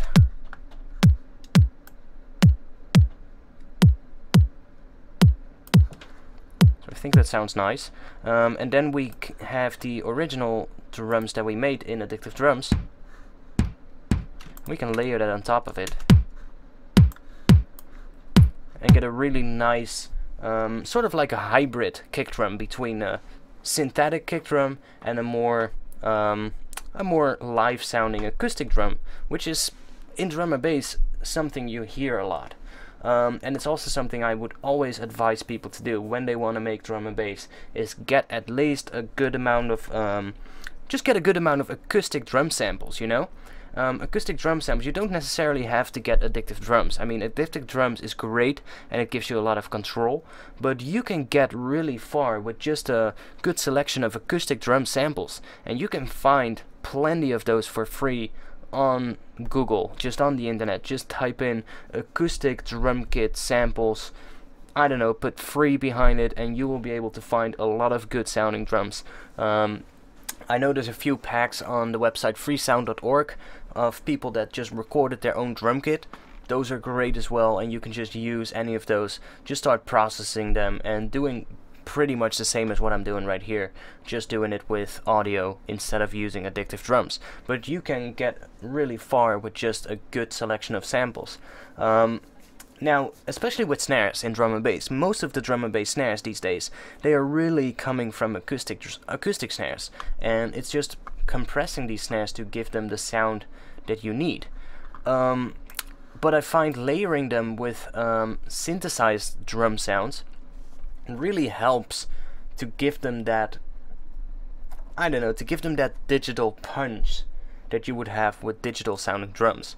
And you know, I like the punch of digital drums, but I like the character of live drums. So what you do is you take the best of both and you mix that. So you blend that and you layer that to really get the best sounding drums possible. So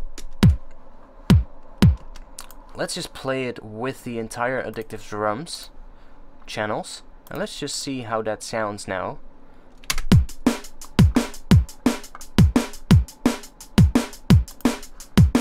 So you can hear it already sounds a bit better, or at least the kick drum sounds a bit better now.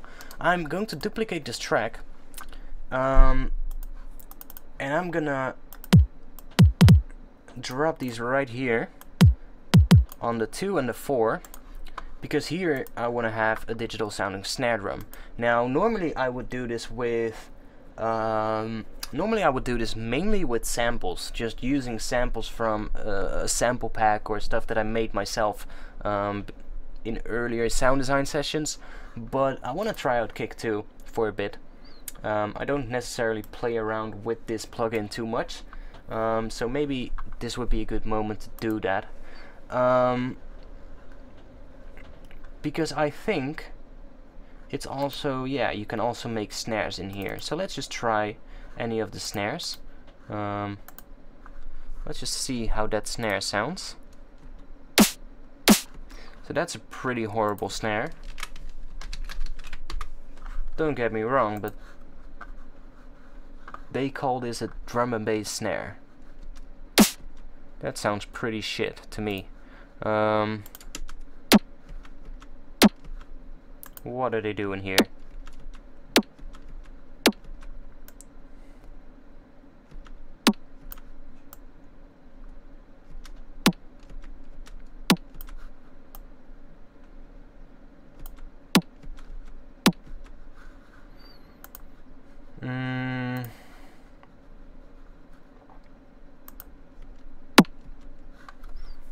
Let's see.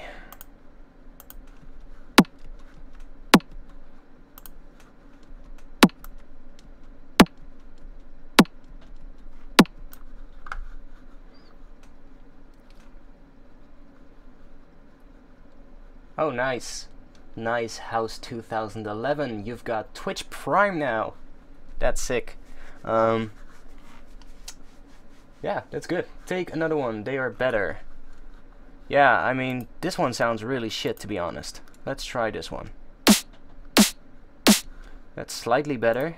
Still not good, in my opinion, but slightly better. What else do we got? That sounds really horrible. That sounds horrible as well. That's not a good snare. This one is roughly the best one so far.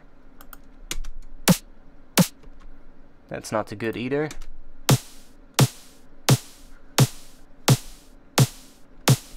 This sounding a bit better, a bit more like a snare that we could use.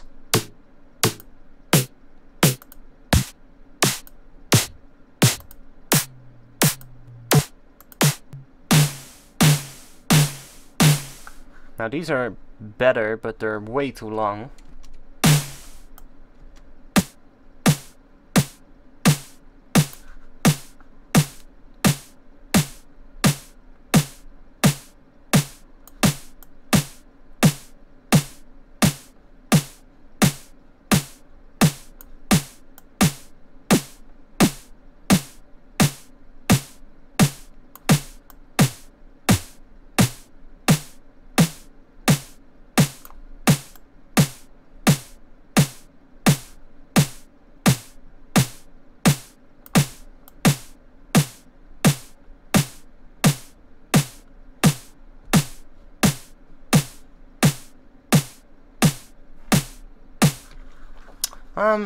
I mean, it's an okay snare. I wouldn't call this a good snare, it's an okay snare. Not too sure if I want to use kick 2 for the snare. Let's just try how this sounds with the other drums. Hallo lekkertjes! Hallo hapjespan!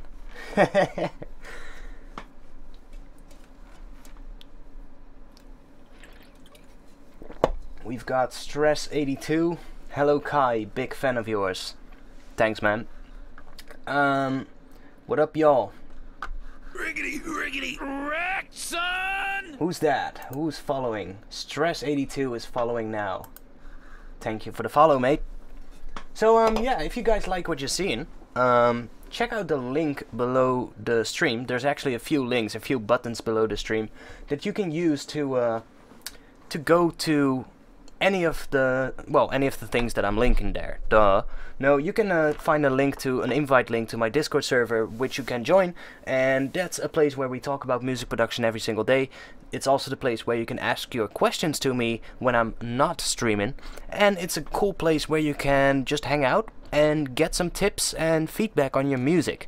There's one thing though, if you want to post feedback, or if you want to get feedback in my Discord server, you will have to give a little bit of feedback first to one of the other members. We do that to make sure that all the members in the Discord server get their feedback, and that it doesn't turn into just a pile of, you know, just people coming in, posting their track and leaving again, without posting any feedback or helping any of the other members. That's not what we want. We want to have a good community where everybody gets the same amount of feedback, and whenever you post something in the feedback channel, you will get your feedback, and that's just how we do it. So we have a bot that is set up that takes care of that, but yeah, if you guys want to be part of that, then that would, well, it would be great to see you guys there. Also, you can find a link to my Streamlabs donation page that you can use to donate a little bit of money. I'm not forcing you to do that, but any donations will be used to make these streams better. Yeah. That's all I'm gonna say about that. I'm not gonna fucking, you know, I'm not gonna beg for money or anything. So I'm not too sure about the snare. It's an okay snare, but I'm not sure if I like it. Let's try doing my regular way of doing this, which is using a sample. So, I mean, I've got a whole lot of drum samples that I think might actually work. We've got the Break Tweaker library, which has some pretty good snares. If it wants to open up the folder, yeah. So,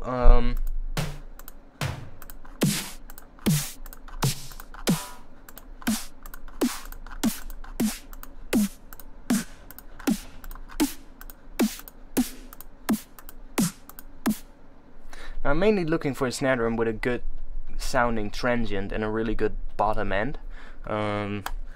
Maybe this one could work. This is one of the AU5 snares from the Break Tweaker library. That's a pretty heavy snare drum already, but it lacks a little bit of character in my opinion. It's really heavy in the low end, and it has a good tail, but it lacks a bit of character.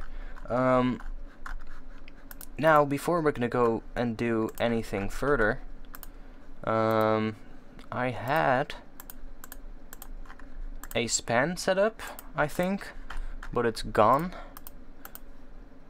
I'm not sure where I put that. Not on the master either. So let's just put a Voxengo span on the entire group, so that we really can see the pitch of these drum sounds. So the Addictive drum snare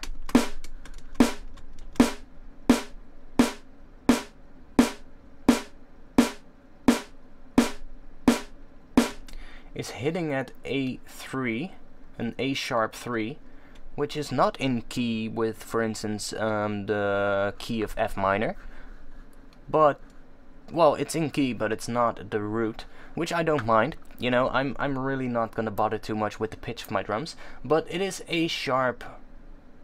Yeah, it's A sharp that we're looking at. It's right there. It's A sharp or B.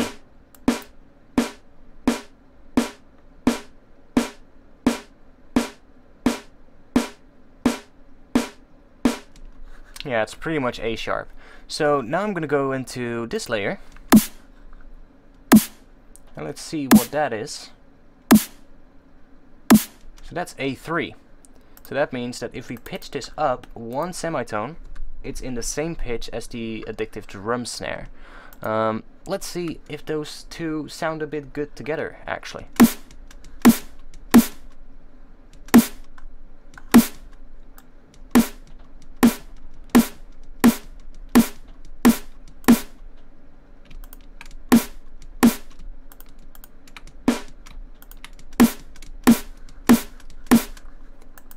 Okay.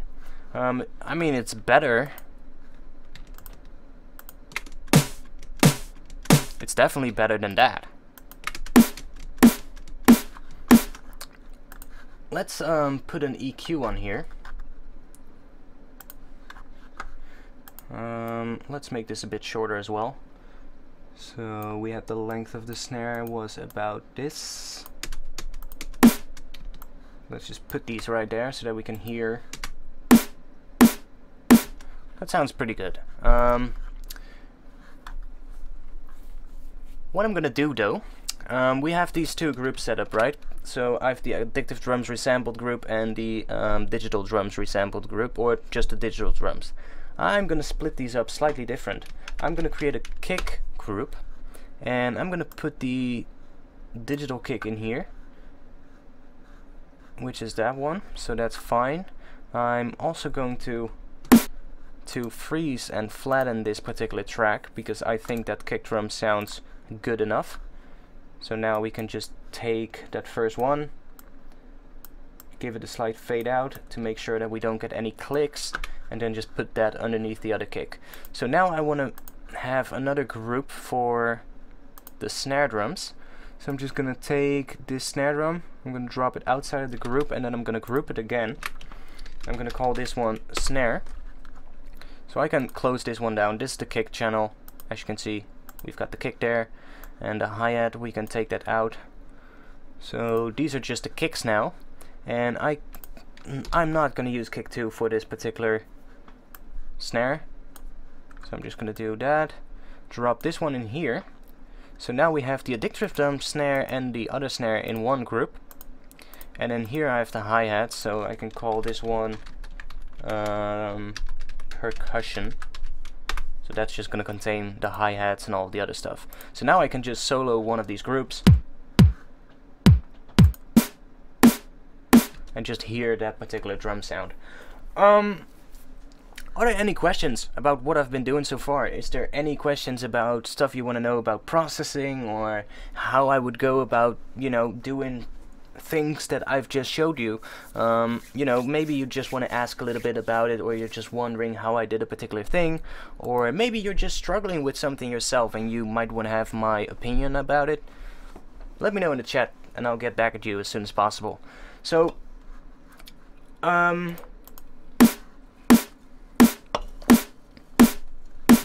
we can now start processing these actually. So we have the kick.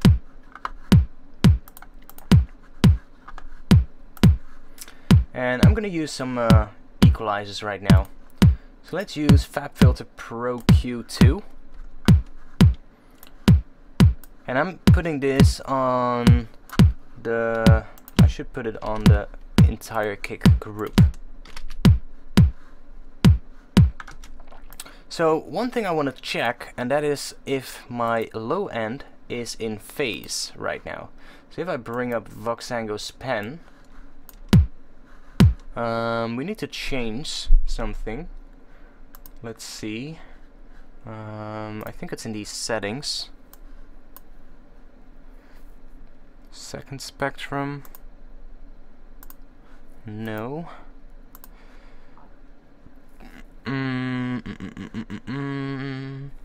There was a way inside here how you could actually see both the left and the right channel.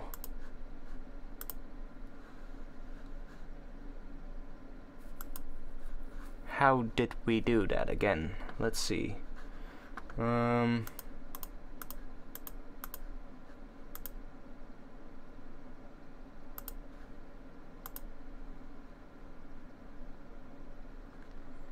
not too sure actually. If anybody knows, inside Voxango's pen, you should be able to see both the left and the right channel displayed with different lines. So you get like two different colored lines, and then one is one channel and the other one is the other one. But we just get that. Let's see.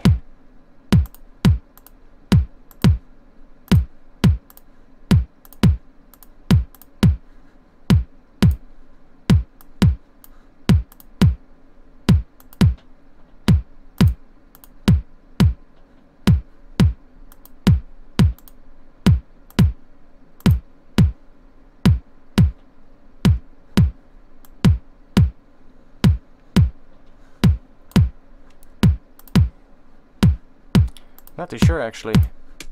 Anyway, setting, activate second, then underlay left right. Okay, settings, second spectrum, and then underlay left to right.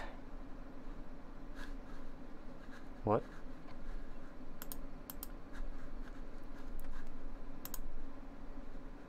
Underlay? How do we do that? I mean, here's the underlay.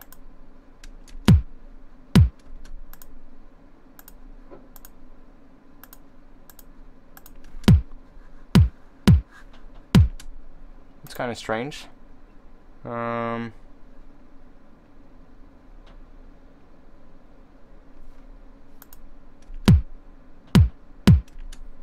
mean, it's in stereo, right?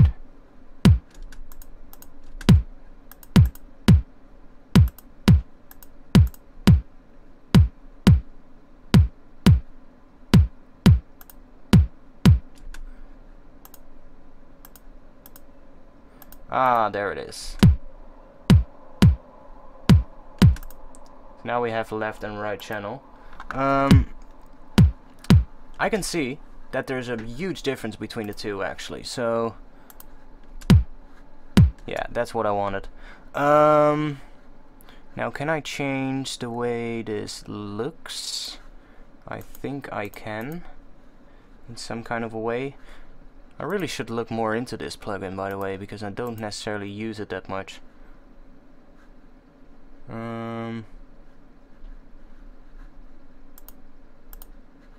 Anyway, let's just stick with what we got.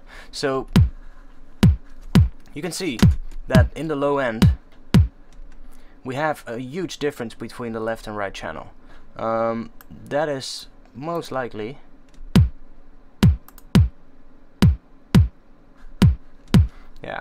that is coming from the low end. We have some phase issues in the low end. This would mean that when we sum this to mono now, it probably sounds a little bit weird. Let's try that out.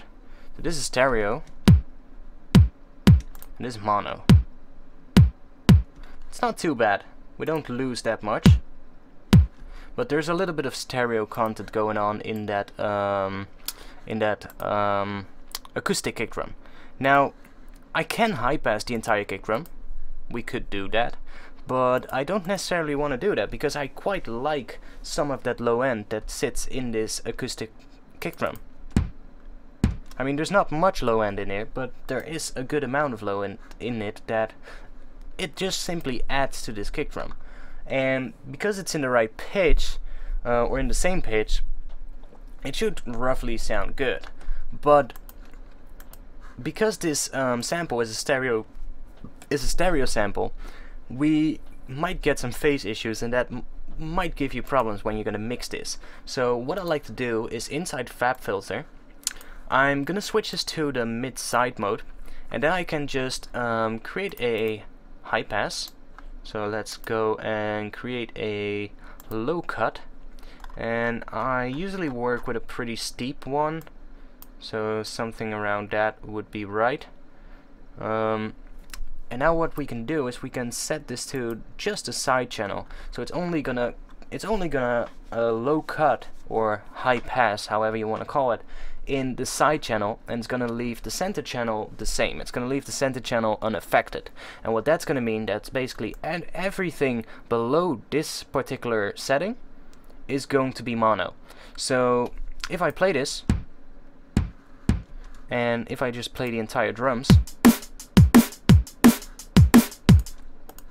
I should be doing this not on the kick drum channel, but on the entire drums channel. If I play this, you can see where the snare drum hits, right? So it sits about here. I want to high pass slightly above the fundamental of the snare.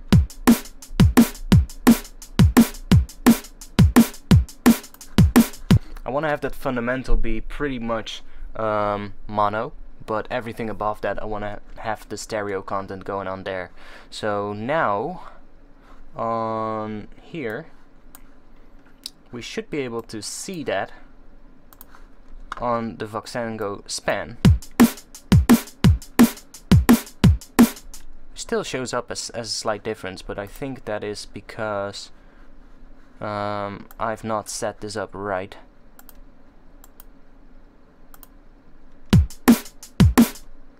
Not sure though, but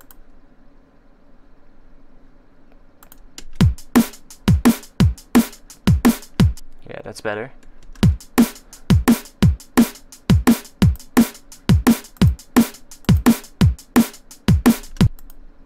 Still kind of odd, but anyway, it sounds more mono now in the low end, which is pretty much what we want.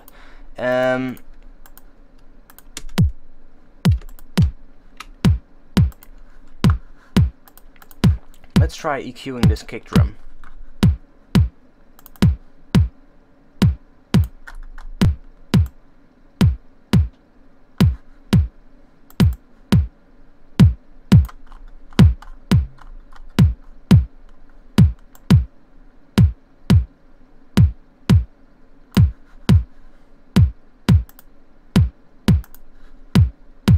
Just gonna give a little bit more low end to that kick drum, and let's try just dipping out a little bit of the mids.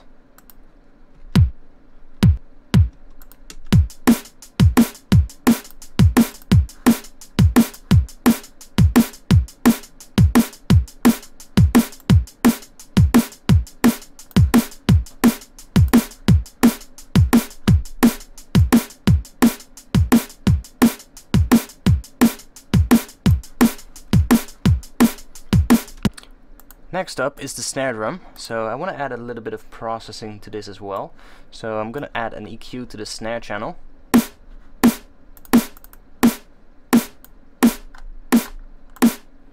Let's high pass that, because we don't need any of that low end rumble that goes on underneath here, underneath the fundamental. We don't really need that at all. So just do that. And maybe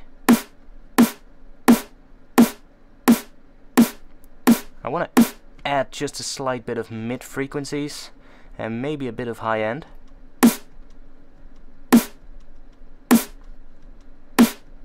Yeah. See, I want to add some high end here. That's definitely going to bring out a little bit of top end of the snare. Now the kick drum sounds a bit too muffled right now, so I'm really going to dive in here and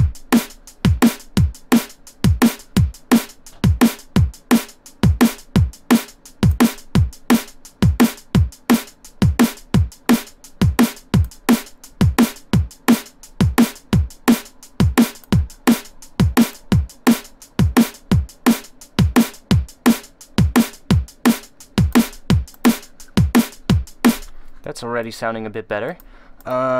Percussion, do I want to do anything to here? I'm just going to add a high pass, just to be sure.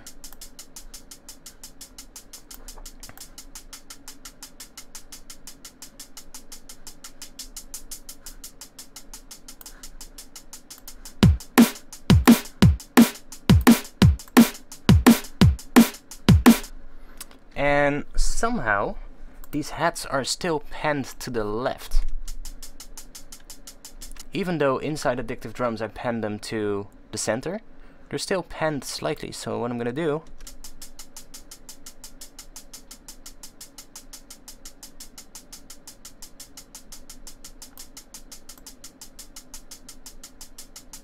I'm just gonna, you know, center them a little bit. So now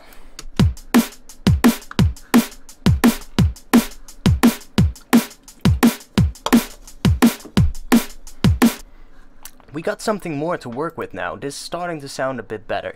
I wanna add something to this kick drum though.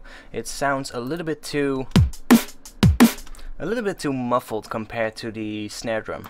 So I'm gonna use, I think, a sample for that. So I'm just gonna do kick layer, and let's try and find a kick drum that we could use. Maybe something like that. So that's a pretty, it has a bit of top end to it, a bit of high frequencies that I like.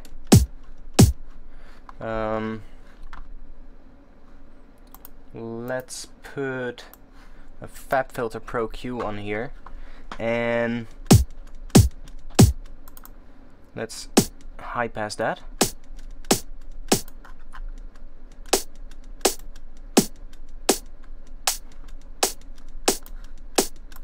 Let's try layering that with the other kick sound.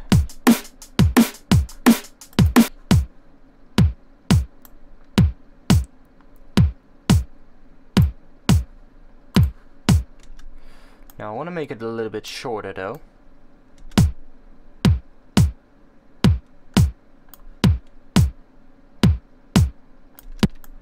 So you can hear it just adds a little bit of high frequencies to the kick. I think that's slightly better. Now we are clipping on the drum group track right now. So what I'm gonna do is I'm gonna take these channels and I'm going to bring them down in volume a bit. Let's bring them down to -8 dB.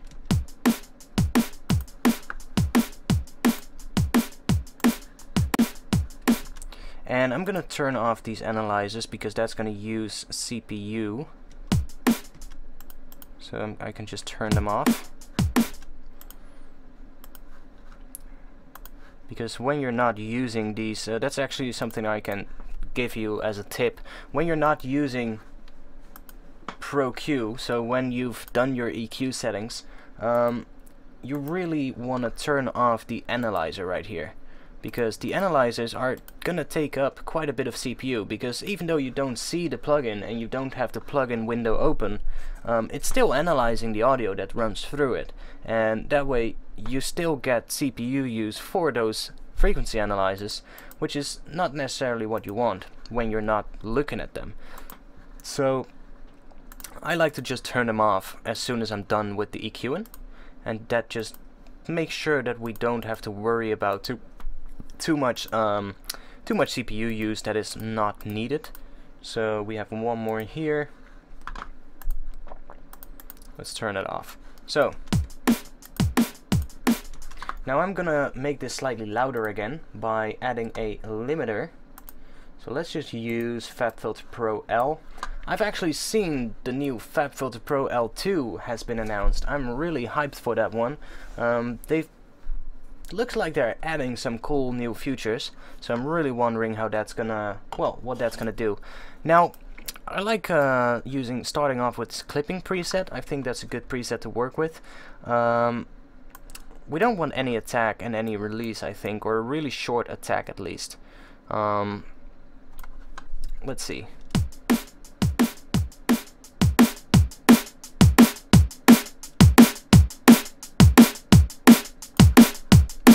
So that's a good starting point.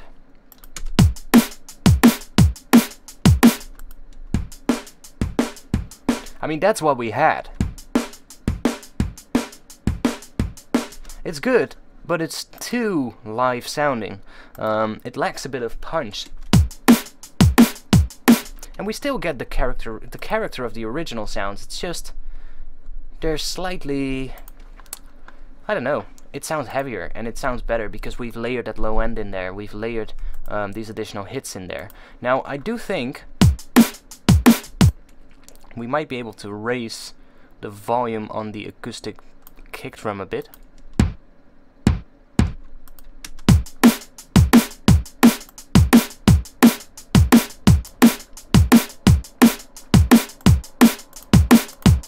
And we might be able to do the same on the snare.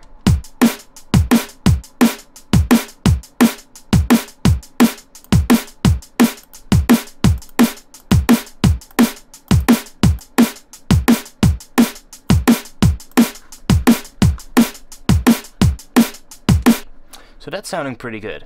Now what I would do is I would really start processing this with probably a Transient Shaper.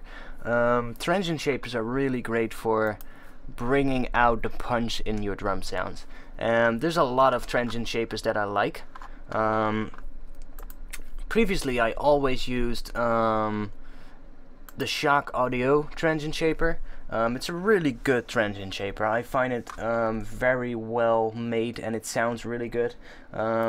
You also have Transient Master by Native Instruments, which is quite okay as well, but I sometimes find that it sounds a little bit harsh on the Transient compared to Shock Audio's Transient Shaper.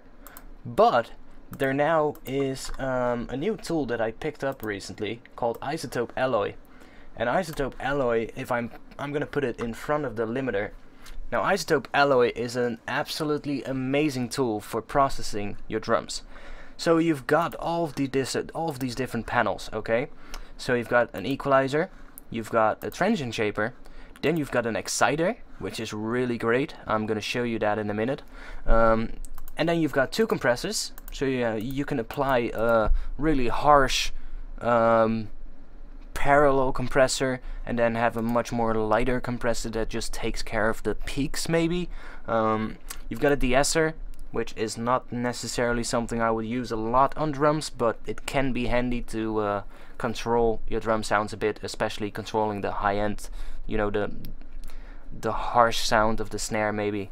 And then you've got a final limiter. So what I'm really going to be looking at is the Transient Shaper, and why I think this Transient Shaper is so good is because it's able to operate in multi-band mode. And what that's going to mean is that you're going to have multiple frequency bands like you see here. So we've got 3 frequency bands, one for the low end, one for the high end, or one for the mid, and then one for the high end. And that is really powerful because you can really you can just emphasize the attack in the mid frequencies, or just emphasize the attack of the sub on the kick.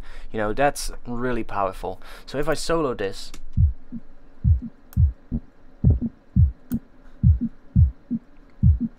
see, that's our kick drum, and I don't really want to do too much to it.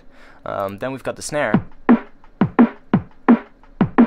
and it actually has a good amount of the kick drum in it as well, because the kick drum has a lot of mid frequencies. So what we can do is we can boost the attack on here, and you can really hear the difference. If I do that,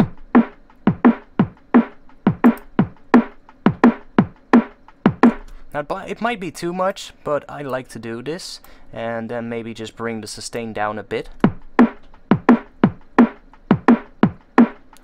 Not too much though. Let's see the high end.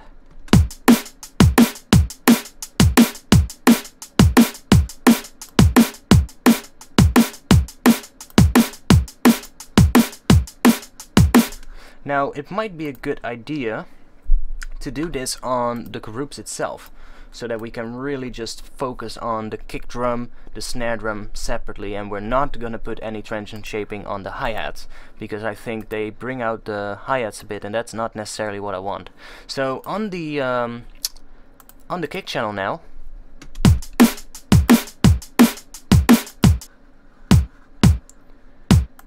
let's switch it to multiband mode.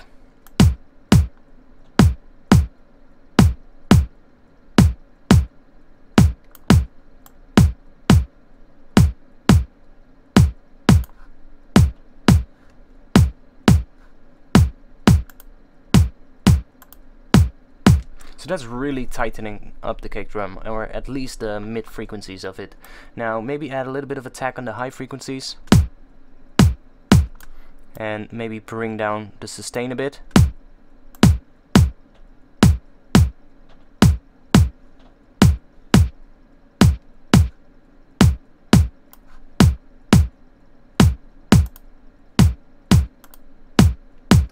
That's definitely better.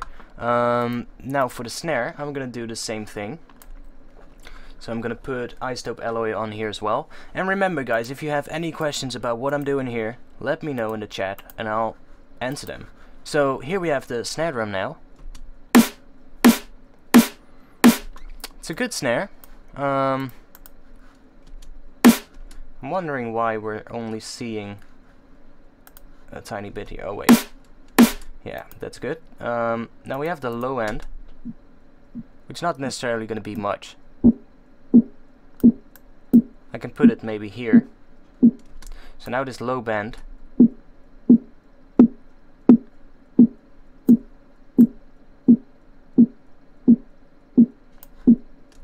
might sound a little weird, but don't worry. I'm going to add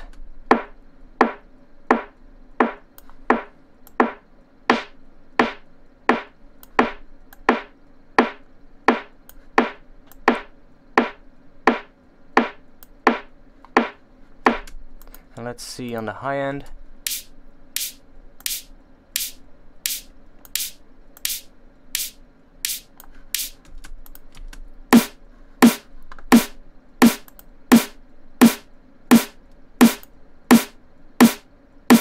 Now this again really subtle, but there's definitely a change.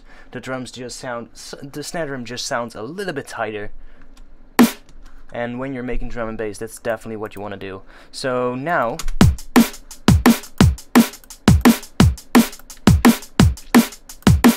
that's already sounding better. Let's see how much are we on the limiter.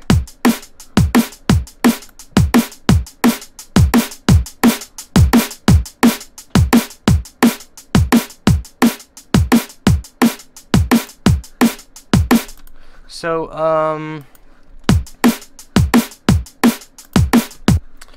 I think this is actually pretty good already. Instead of the limiter, we could also use a distortion, so maybe something like Isotope Trash, or we could use a distortion to try and make this sound a bit dirtier. So when you make more aggressive drum and bass, sort of like the neurofunk styles, you usually want to have a little bit of a more dirty drum sound, and you can do that with distortion. Now, what I would normally do is take isotope trash, like we have right here, and we can take a bit of distortion. So let's maybe remove that and reset the curve. Let's add a little bit of a dot here, and let's just play around with this. Now I'm going to turn the limiter off because it might be a little bit loud otherwise.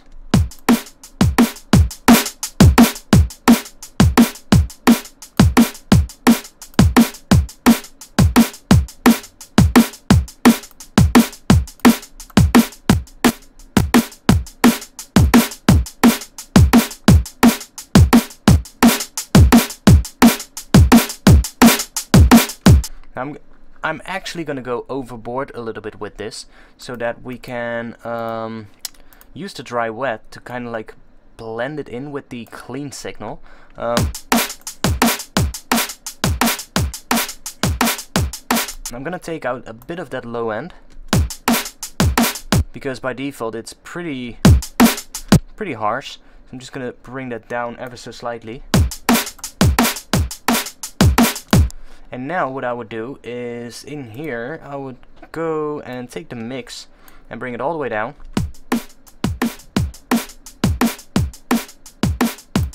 And just mix a little bit of that in, not too much, just a little bit. Bring up the limiter again.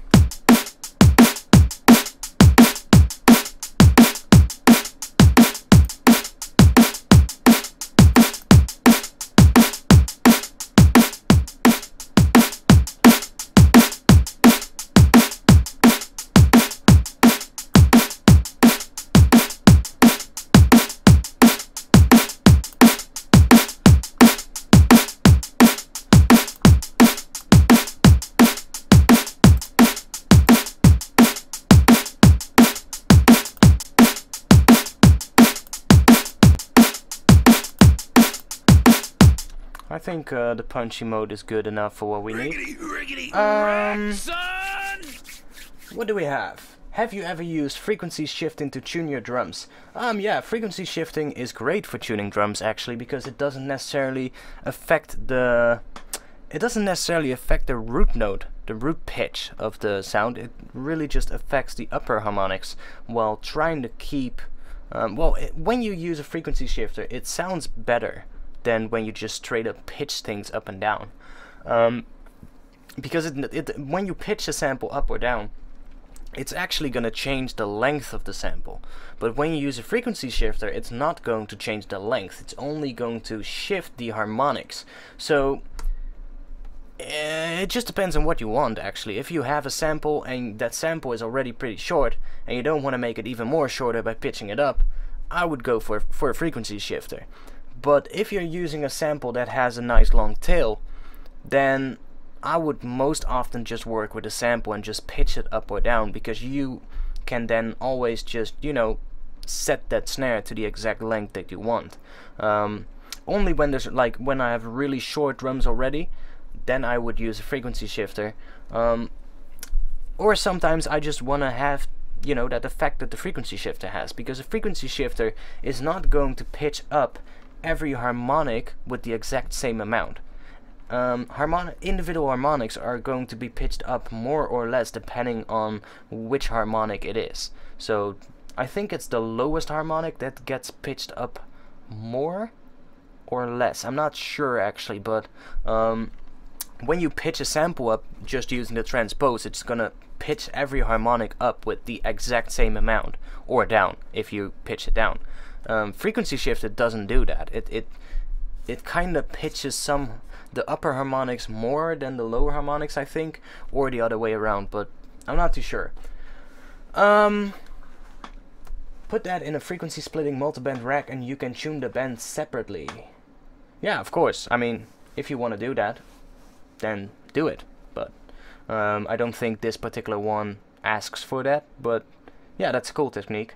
What's the software? Is it free?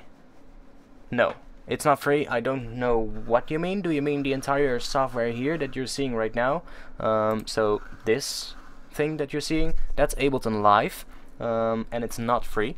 It's actually premium, a paid for piece of software, but it's a really good piece of software for making music. So I'm not actually sure if there's any good DHWs, so any good DAWs out there that are free. If there are, then somebody let this man know in the chat, because we all know that music can be really expensive, and especially getting all the tools that you might need, it can really become very expensive really quickly.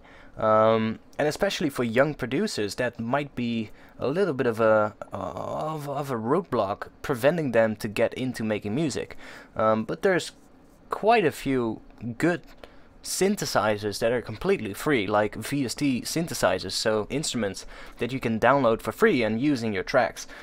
It's just that most people on YouTube, like when you watch tutorials, everybody is using like the latest synths like Serum and Massive, and you know, just synths that are really known for being good, okay? But there's so many free or really cheap alternatives that can make really good sound as well. So if you're just starting out and you don't have much money, then at least, you know, try some of the free plugins. So Flykes has said that Reaper is free, and that's actually true. I totally forgot about Reaper. So yeah, if you want to have a free DAW, so you want to make some music but you don't want to pay money, get Reaper because it's free. Ableton Live intro is 76 euro. That's right, but I always say to people, don't get the Ableton Live Lite version, because it's really limited. I mean, I'm not too sure if it's gonna be the same with Ableton Live 10 when it's released, but I think in Ableton Live 9 Lite you had a limit on how much tracks you were able to use in your project. I don't think that's a good thing, honestly. You know, that you miss out on some of the additional devices or some of the sound libraries, that's perfectly fine, but I don't think they should limit the amount of tracks. Now, I'm not sure if that actually was still the case with Ableton Live 9.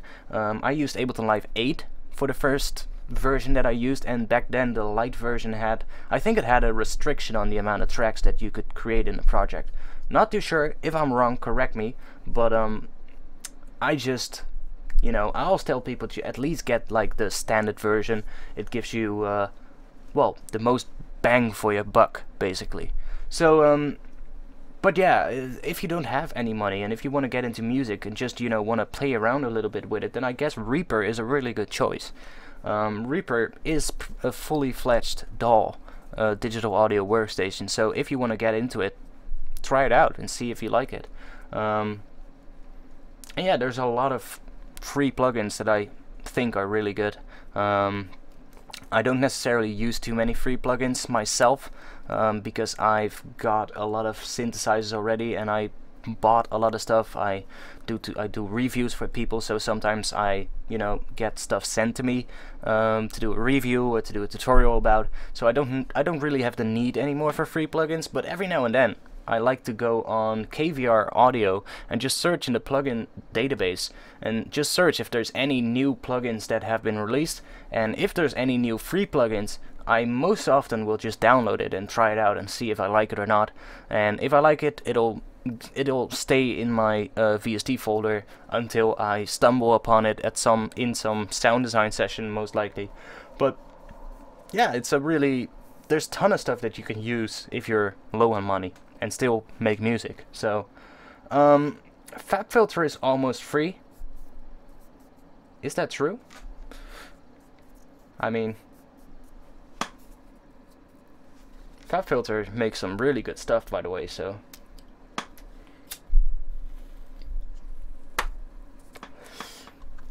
maybe they're doing a sale. That might be the case why it's almost free. Let me check. FabFilter. FabFilter is really good. I really love the Pro L limiter. And we're getting a new follower. a subscriber. That guy Karak, not sure. Thanks for the subscription on YouTube, man. Thanks a lot. Yeah, FabFilter makes some really good plugins. I really like Pro L. Pro L is one of my favorite limiter plugins.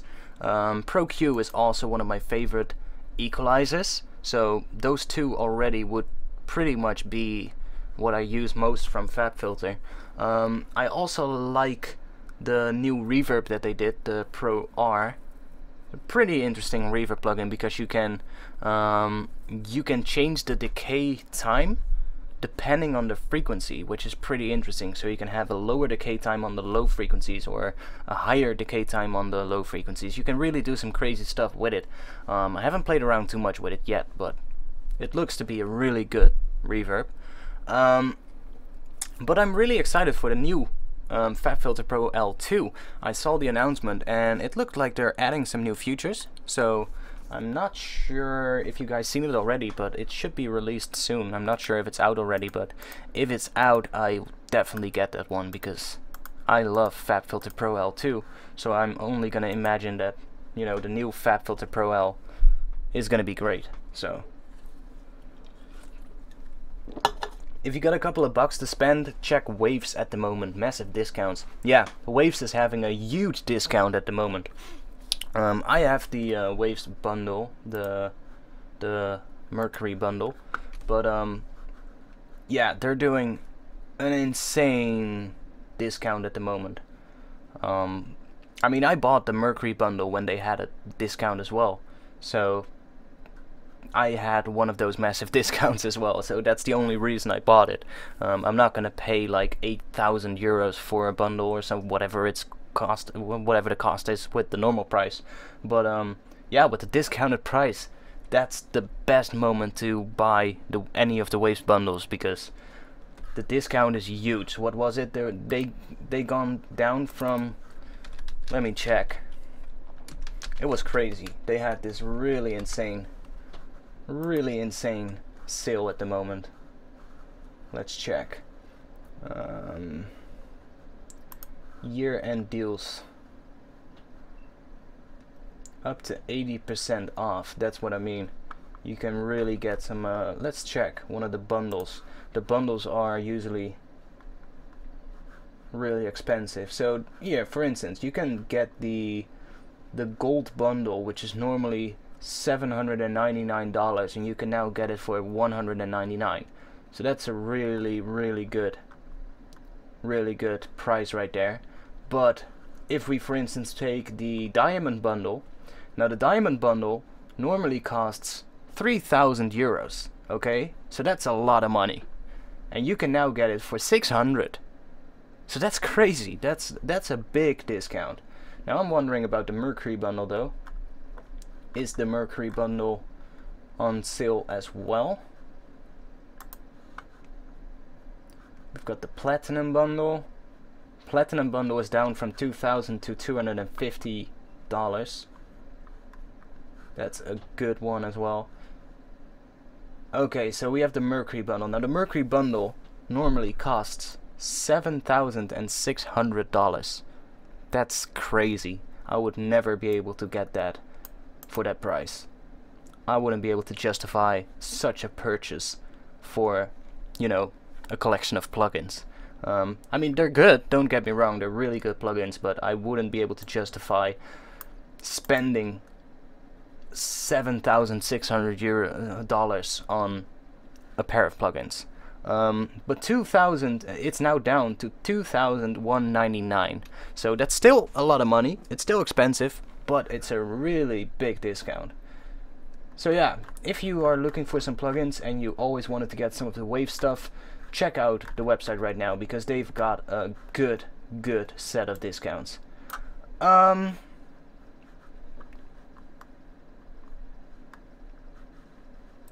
7,000 to 300. It's a little bit less. It's not going from 7,000 to 300, but it's still a really massive discount. Don't get me wrong. So what are we doing here? We get quite a bit of distortion now.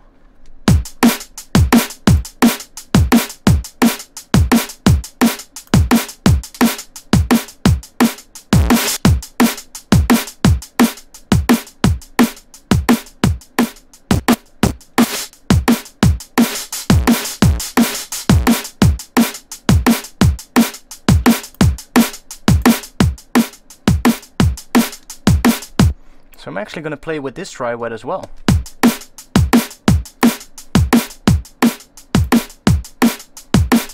Makes it just slightly heavier. Now the snare drum. I like the snare drum, but I think it needs a little bit more attack. So what I think, we might be able to use the Shock Audio Transient Shaper. I really like this Transient Shaper, to be honest. And just give it a slight boost on the attack. See, I find the Shock Audio Transient Shaper to not necessarily bring out that much high end compared to some of the other Transient Shapers that I've tried.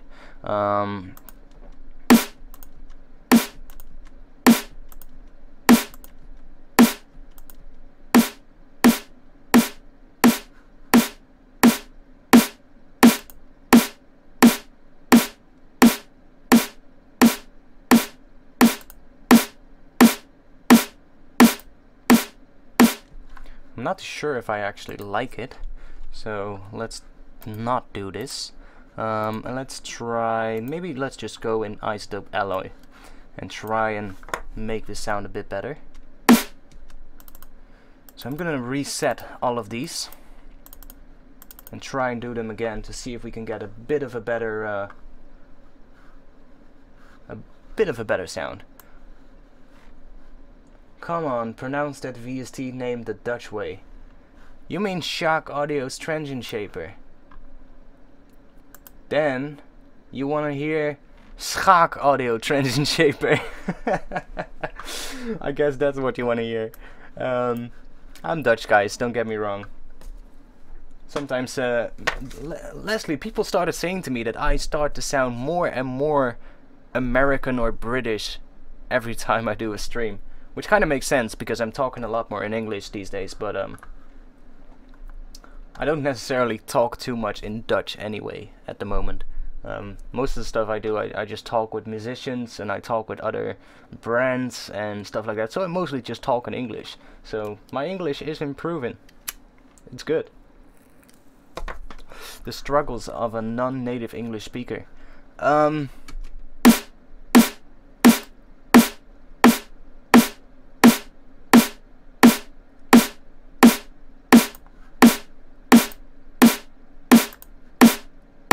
That's really adding a good amount of attack to the snare.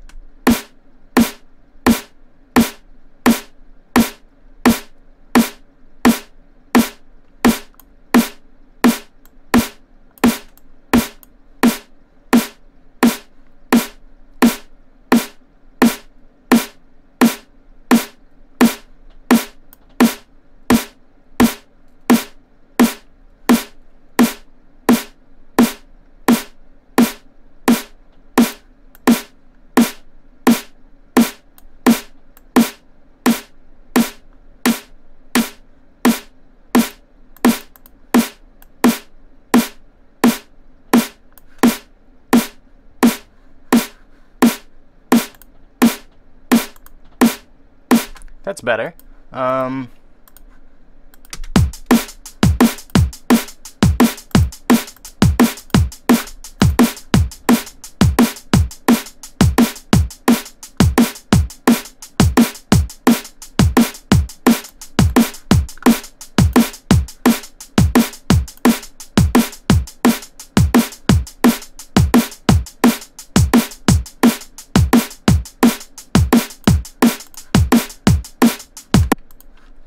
Now on the group, we've got the limiter and we've got trash.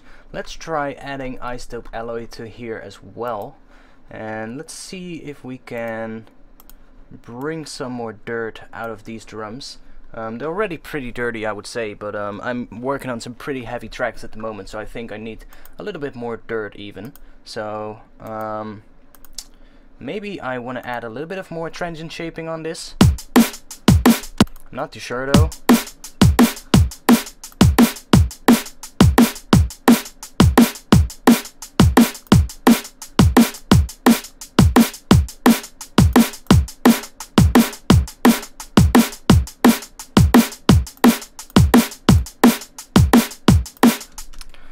Maybe on the snare channel I want to actually increase the sustain a bit on the mid frequencies.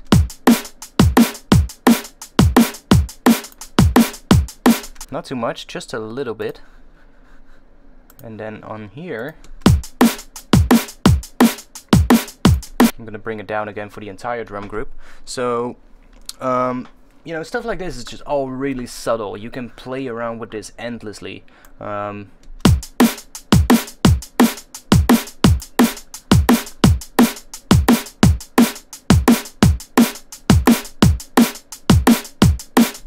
Now, I want to try and get some dirt out of here, so we have the exciter. Now the exciter is really powerful, and it also has a multiband mode as well. So if we click that, we now get 3 exciters, and we can add some exciting to just the low end.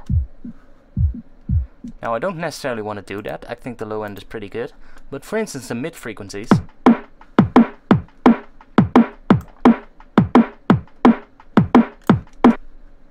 we can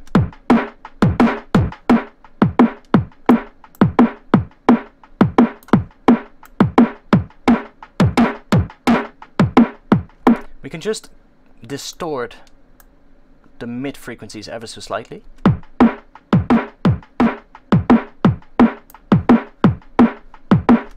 So let's hear that in context with the rest.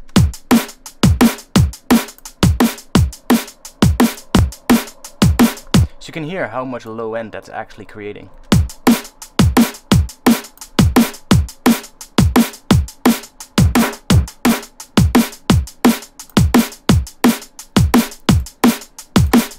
Let's try to do the same on the high end.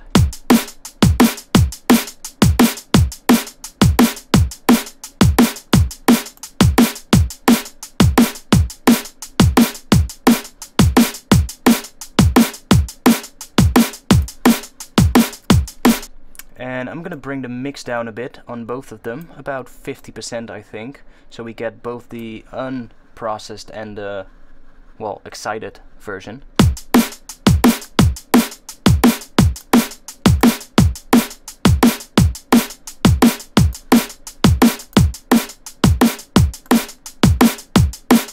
Again, really subtle.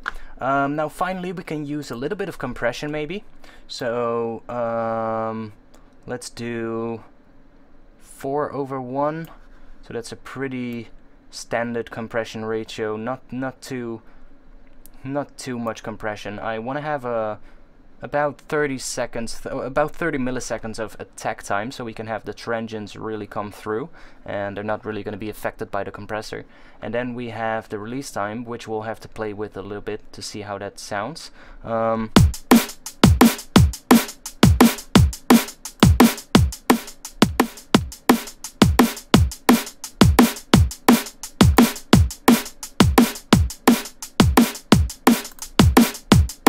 I like the digital mode for this one.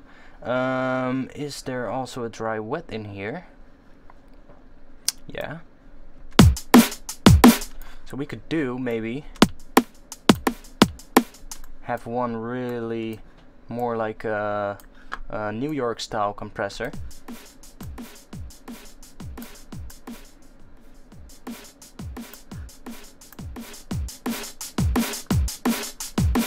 And just blend that in. Don't want to bring that gain up too much.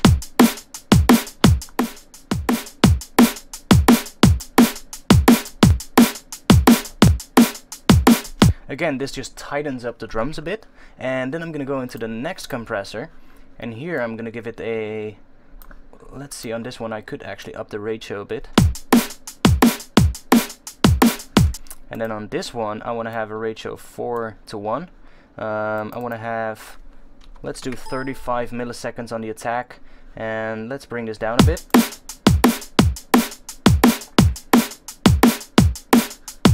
I just want to see a little bit of gain reduction. I don't want to see too much. We can play with the release.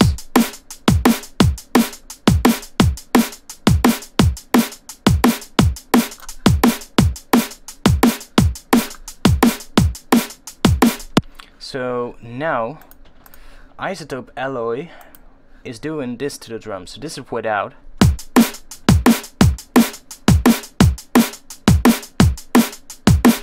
and this width.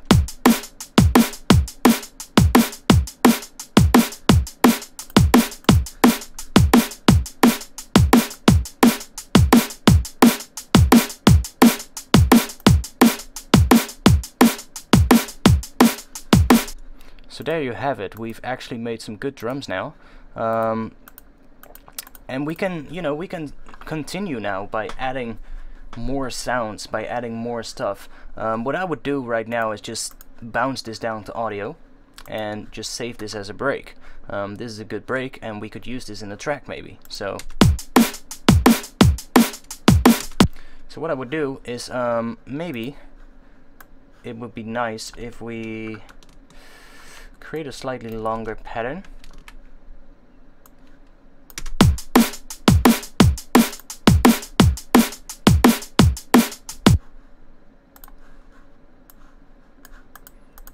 And maybe do a little bit of a double kick here.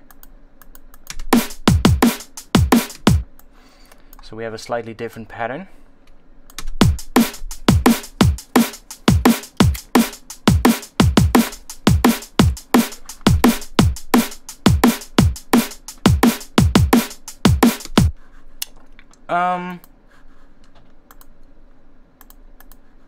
We could maybe layer in a break to fill it up a bit more.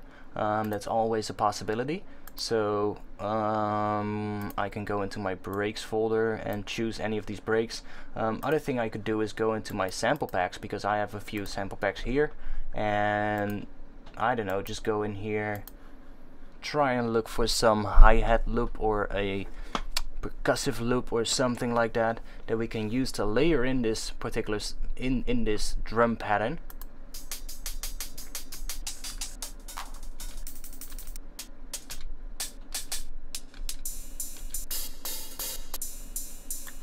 You know, something like that could maybe work to give it a bit more top end.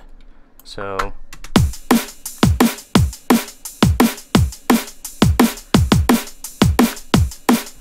see, that could work.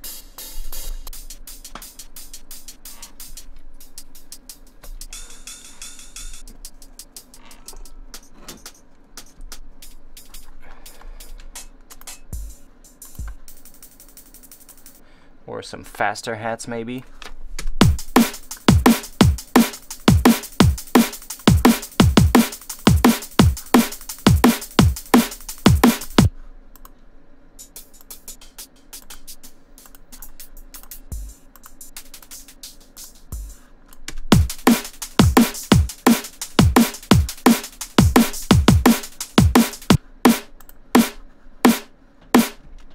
I think the snare drum needs a bit more high end.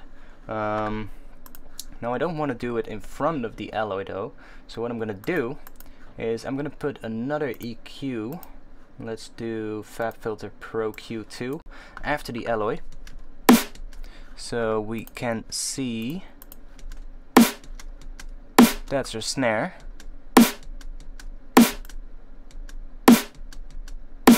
Give it a boost in the low end, and I'm going to use a bell curve on the high end.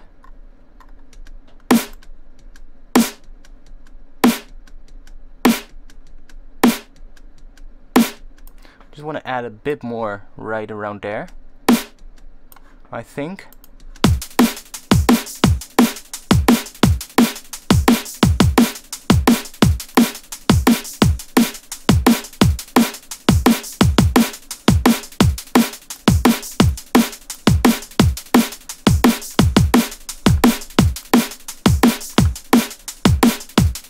Now this is a good example of hi-hats that have low end.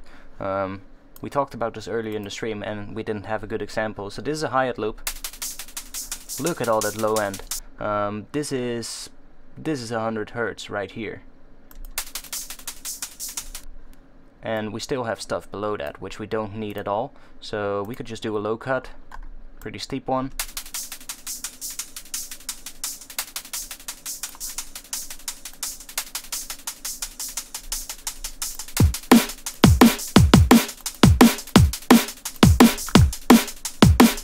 I still think the drums have a little bit too little high end, I think. Maybe if we put an EQ on the full drum bus.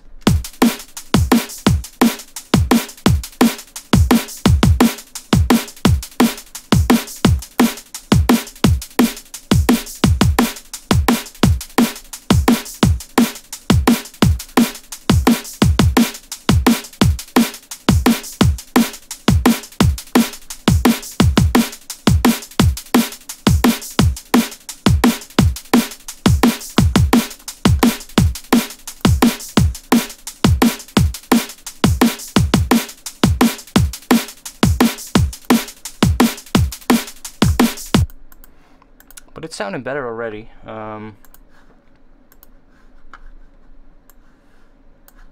We can always try shortening these samples just ever so slightly.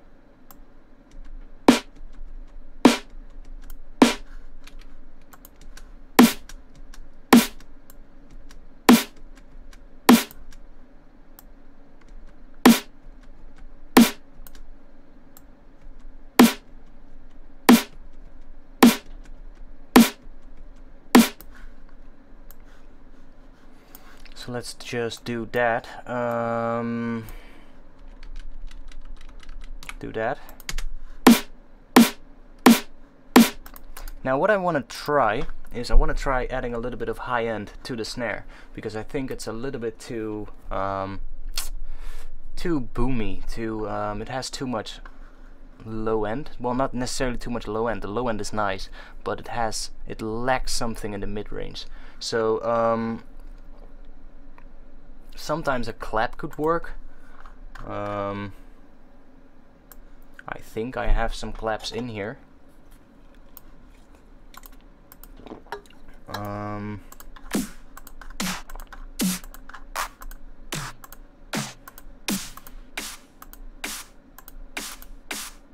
Something like that maybe. So just go in here into the sample, and we only need the tail of the clap. We don't need the transient. So let's bring that down in volume, and let's make it a lot shorter because it's way too long. I'm just gonna do about that and just really make that shorter.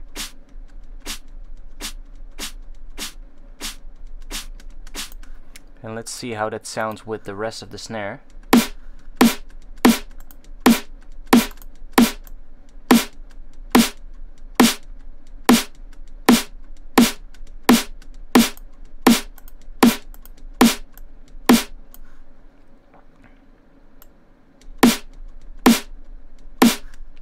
And I think I want to add an EQ to it as well. So let's take Pro Q again and take a high pass.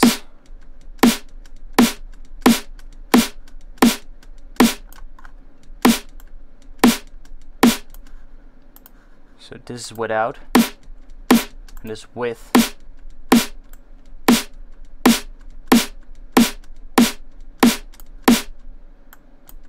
It's pretty subtle though, but I'm listening on headphones and I can definitely hear a difference. It's definitely slightly brighter. Just copy those so that we have the same thing going all the time.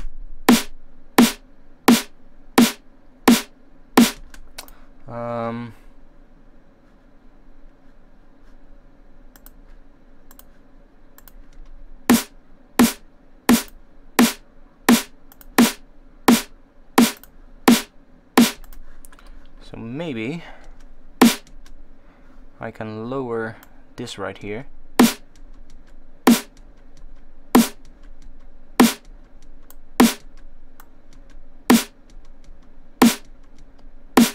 That makes it slightly less boomy. It gives it a bit more high end. So I think that's slightly better.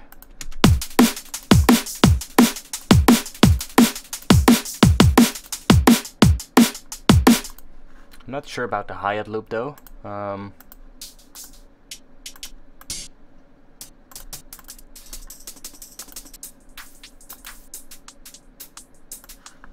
Could try any of these loops and just see which ones sound good.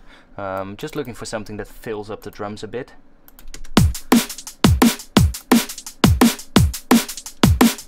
That could work.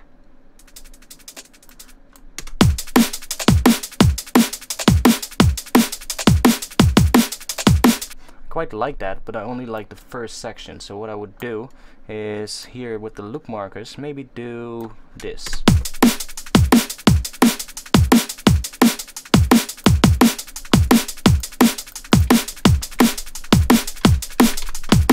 Now I'm calling it shaker because it sounds a bit like a shaker.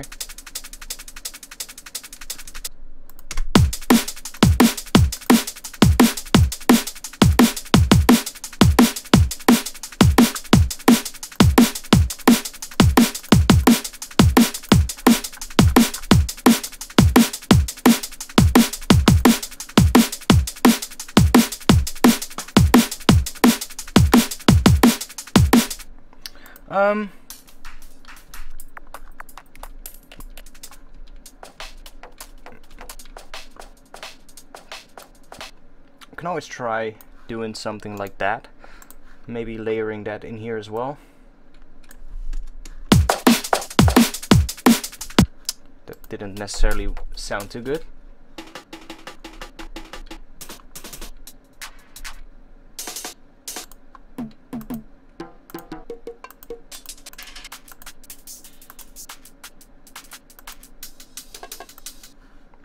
This one could work.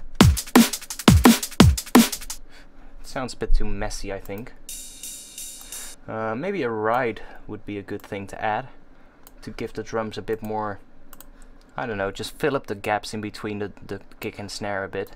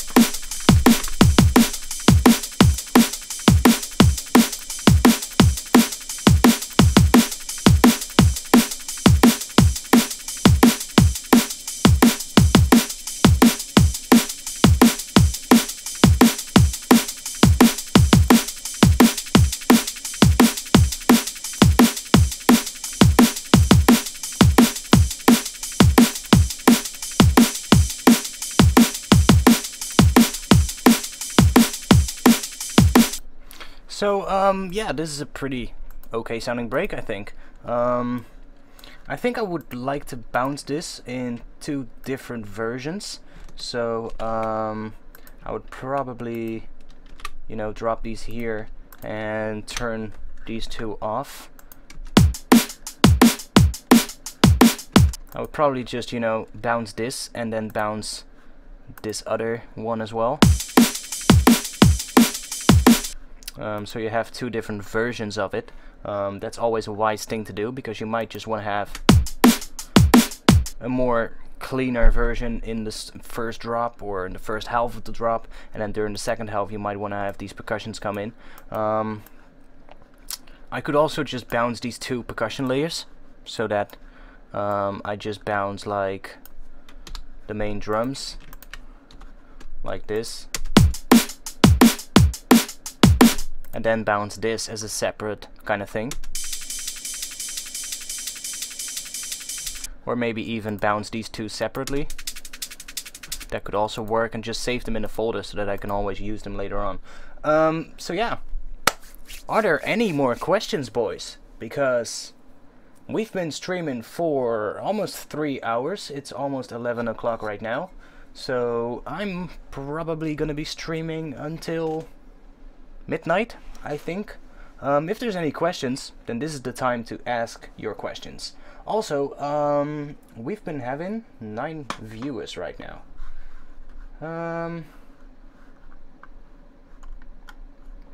I'm really not too stoked too much, to be honest, about the amount of viewers on Twitch compared to my YouTube channel. Is that because I have an audience on YouTube and I don't have an audience on Twitch? I think so. I guess it's just gonna take a little bit of time for people to find out about my Twitch streams. I think it'll go up at some point. So we've got 13 viewers now. It's coming up slightly. Now, somebody asked me if I could do a tutorial on a bass that I made recently. I posted it in my Discord server. It's actually a bass that I made from a sample. Let's see.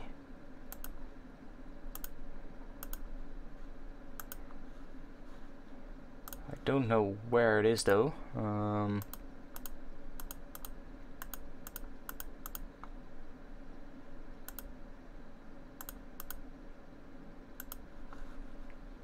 I made one sample a while back.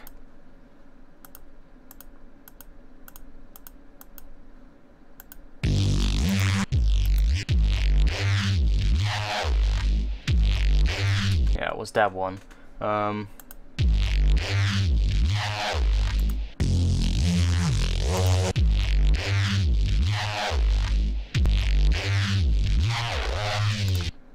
And somebody asked me how I would, how I made that bass. So this is just a Reese. It's pretty similar to the Reese bass that I made in the earlier streams. It's basically just a saw wave. Let's just listen to it for a bit again.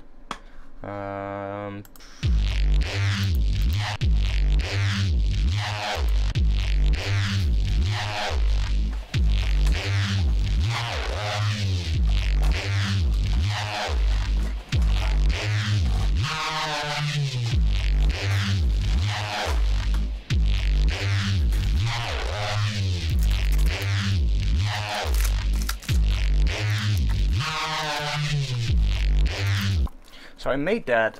It's actually made with Serum, I think, that I did it with. It's actually just a Reese bass, so it's just it's 2 detuned saw waves running through a bunch of notch filters and doing some pitch bends and then adding some saturation and distortion. That's basically all it is.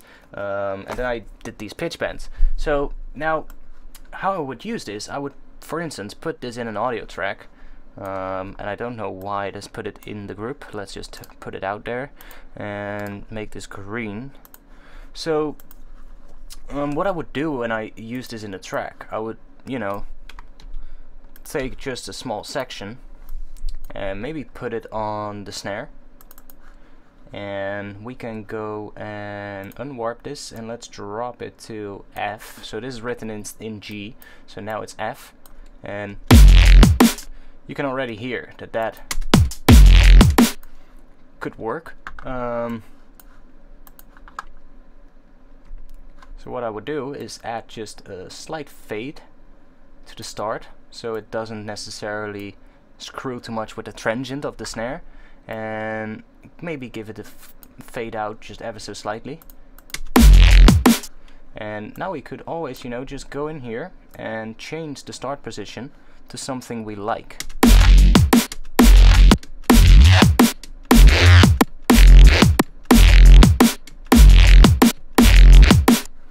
And we are gonna drop this down a bit.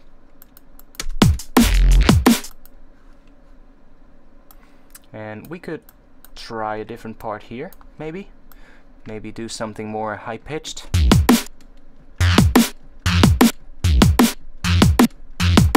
And then fade between those.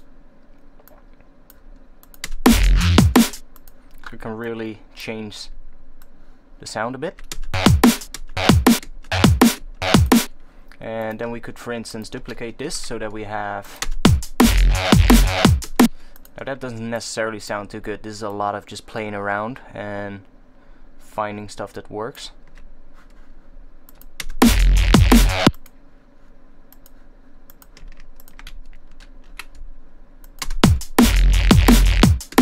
So that could work. Maybe if we do it like that.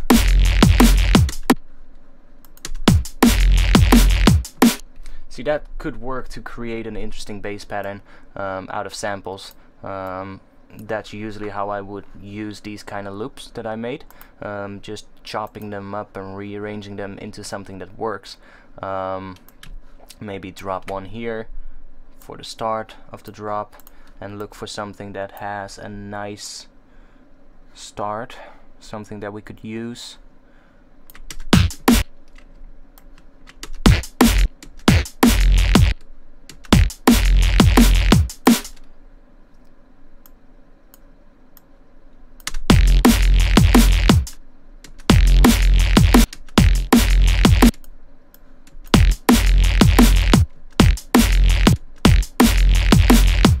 You know, that's usually how I use these kind of samples. I'm not too sure who asked it, but somebody asked me about it. I cannot really show you how I made this particular sample because I've bounced it to audio and I don't have the rack anymore, I think, at least. Maybe we do have the rack. I'm not sure. No, I don't know if this is actually the same rack as this one, but it might be. Let's try. Get rid of those and let's create a new MIDI track. Now before I'm gonna do that, I'm going to quickly bounce this loop so that when Ableton crashes, if it does, we still have that loop. So let me just export this to audio. I don't want MP3, I only want the wave. 24-bit seems good. Do I want to normalize it? I don't think so, because I've already added some limiting to this. Yeah, it's already at 0 dB, so I don't want to normalize this. Shouldn't really do much, to be honest. We could just keep that turned on, but I don't think I want to do it. Now, one thing I want to do though, and that's render as loop. I want to turn that on. What it's going to do, if there's any kind of a reverb tail on the end right here, it's going to fade that into the start of the sample that we export. So now, with this part selected, I'm going to hit export. And then I'm gonna go and find my sample folder. So that's on my B drive, and I've got my final toolbox right here, drums, breaks, and let's call this one 172. And how are we gonna call this break? Because it's pretty heavy. It sounds a bit like a tech step kind of break. So let's call it tech stepper. Tech stepper 1. I think that's good. Let's do that. Thanks negative color for the follow. Is it a follow or a subscription? Let's see. You followed me on Twitch. Thanks a lot, man. Hey, used to only use bass loops like that. Definitely helps for quickly starting drop, but it puts you in a box a lot. For me at least. Yes, of course it will. But that's why I don't necessarily use too many bassline loops from sample packs. I like to make my own bassline loops, and when I do that, I make a lot of different variations of the same loop. So if we go in, for instance, in, let's see, what do we have? We've got these pitched recess. Now these are pretty much all coming from the same source.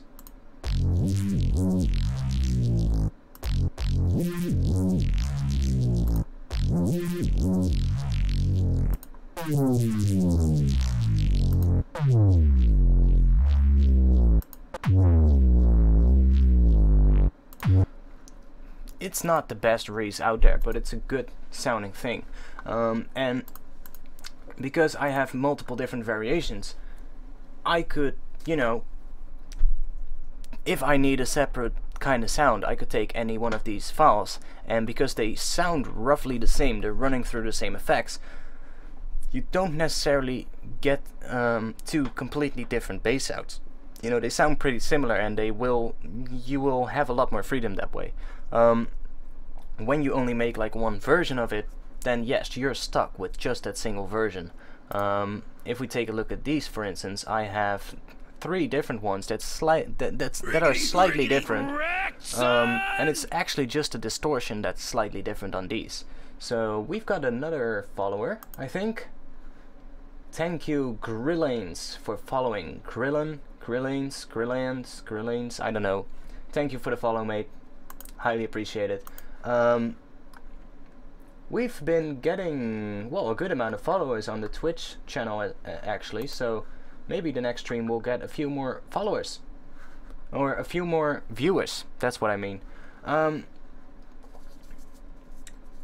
Though my neurofunk has kind of gone down the old Noisia billion choppy route, so I guess using bounced bass loops has become less useful. Actually, I think when you make the more choppy Noisia / billion type stuff, then bounced bass samples are actually really helpful, because that will only further make it sound more choppy, because that's what you're doing, you're chopping things up. So I think that could actually help you if you want to make that kind of drum and bass. Split HD asks, what is BX Master? BX Master is no, it's called BX Meter. BX Meter is a plugin by Brainworks, and it's a plugin I usually have on my master bus. Now I do this because it's actually just a metering plugin. So this tells me how loud I am. It shows me the RMS, which isn't that up to date anymore. I mean, most people would say use the love skill now, but I don't necessarily use this for the RMS value. I mean, I do look at it and I know where I want to have my RMS value on a final track, so I can still use it for that. But what I mainly use this for is just to see what my balance is. So if my balance is a little bit off to the left or to the right, I can fix that in one of the channels where I have that problem. But I usually use it for this correlation meter, which is just a phase correlation meter. You have it in a whole bunch of different plugins. Isotope, Ozone has it built in, but I just prefer the Brainworks meter. I find this one to be pretty accurate. And what the phase correlation tells you, it tells you whether or not your track is mono compatible. So how do you read a meter like that? Well, you can see right now it's set at the middle position, so that's just silence. Whenever you've got silence, it's going to be exactly in the middle, and that doesn't necessarily mean it's mono. Mono, in this instance, in the case of a phase correlation meter, mono would be all the way at the right, which is a value of +1. So you can see the meter goes from -1 to +1. So +1 would be completely mono. -1 would be the most stereo that you can get, but it's not necessarily stereo. Because what this actually tells you, it tells you the amount of phase cancellation between the left and the right channel. So you can imagine when you get a lot of phase cancellation, when you sum that to mono, you're gonna lose a lot of the sound, and that is just because there is a lot of difference between the left and right channel. So the more difference there is between those two, the more you're gonna lose when you sum it to mono. Now you most hear it in the low frequencies. The high frequencies you don't necessarily hear the phase cancellation too much. So it really phase cancellation is most important in the low end, because that's where it really takes away energy if you have too much phase cancellation going on. Now when you see this meter, or when you play your full track and you look at this meter, you will see it either go to the right side or to the left side. Now when it goes to the right side, so when it stays, you basically want to see this meter anywhere from 0, which is the middle, to +1. That's where you want to see that meter be for pretty much most of the time. In areas where there's like a lot more silence. So let's say you have a big drop and then you drop into a pretty quiet breakdown with maybe just a really nice white pad ever so slightly in the background. In that case, you might see this meter go slightly beyond the middle and go slightly into the negative side. Now that's not necessarily a problem, as long as it doesn't stay in the negative side, because when it stays there, that means you're gonna have issues when you sum it to mono, and you're gonna lose a big part of the sound. Now I think it was the previous stream where I talked about it as well. We had this this really unnerving kind of pad. It had a lot of tension, and it was really wide and really detuned, and therefore it had a lot of phase cancellation, a lot of stereo width, but it was also going into the negative side on this phase correlation meter. And when you bounce that to mono, or when you sum that to mono, that pad that I actually really liked almost completely disappeared, because the left and right channel were just cancelling each other out. So what you do is you just add a utility on that particular sound that is causing that phase cancellation, and you just flip the polarity of only the left or the right channel, and that'll hopefully fix it. If not, you might have to do some mid-side EQing or some other phase enhancing or whatever, you know. You might have to use a stereo tool to fix it, but at least when you see that meter go into the negative side and stay there for a pretty long period of time, you know that there is something within your mix that you need to fix.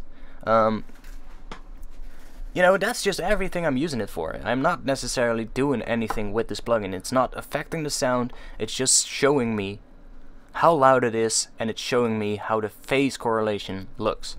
And that is important if you want to have your track sound good in mono. But, you know, that's just a thing I use. There's probably other people that do other stuff, which is fine, you know.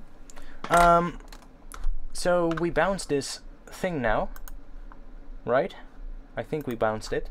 I called it Tech Stepper or something like that. Yeah.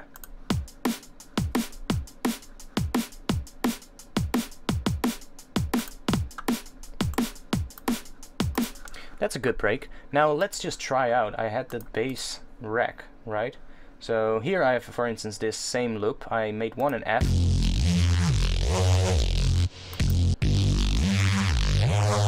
That one is in G. Now you can see I have, again, 3 different variations. Now here I just changed the distortion ever so slightly. So we have...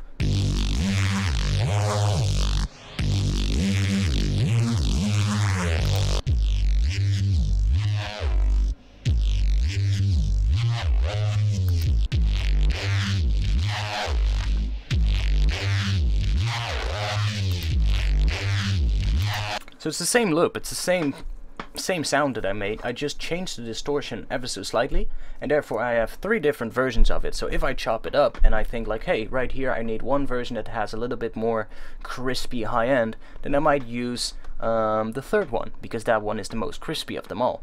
Let's say I have one hit at the start of the drop that I want to be a little bit more subby, then I might want to use the second one, because that one lacks a bit of high frequencies. You know, that's why I think it's really important to bounce multiple variations of sounds that you make, and not just bounce that one single sound, you know, just for the sake of bouncing it. Like, you know, everybody tells you like, hey, you should create your own sounds and you should bounce them all to a folder, and people start doing that, but then they usually start thinking like, okay, so now I have a folder. Now what do I do with it, you know? And they start working with it, and they find out that it can actually be pretty limiting when you do stuff like that. So you have to be smart when you design your sounds, and you have to really just you know, think forward. Think like, what might I use this for? And is this enough that I have right now? Or do I maybe want some variations, or do I want some other stuff? You know, that's definitely something I can advise you to do when you're doing sound design.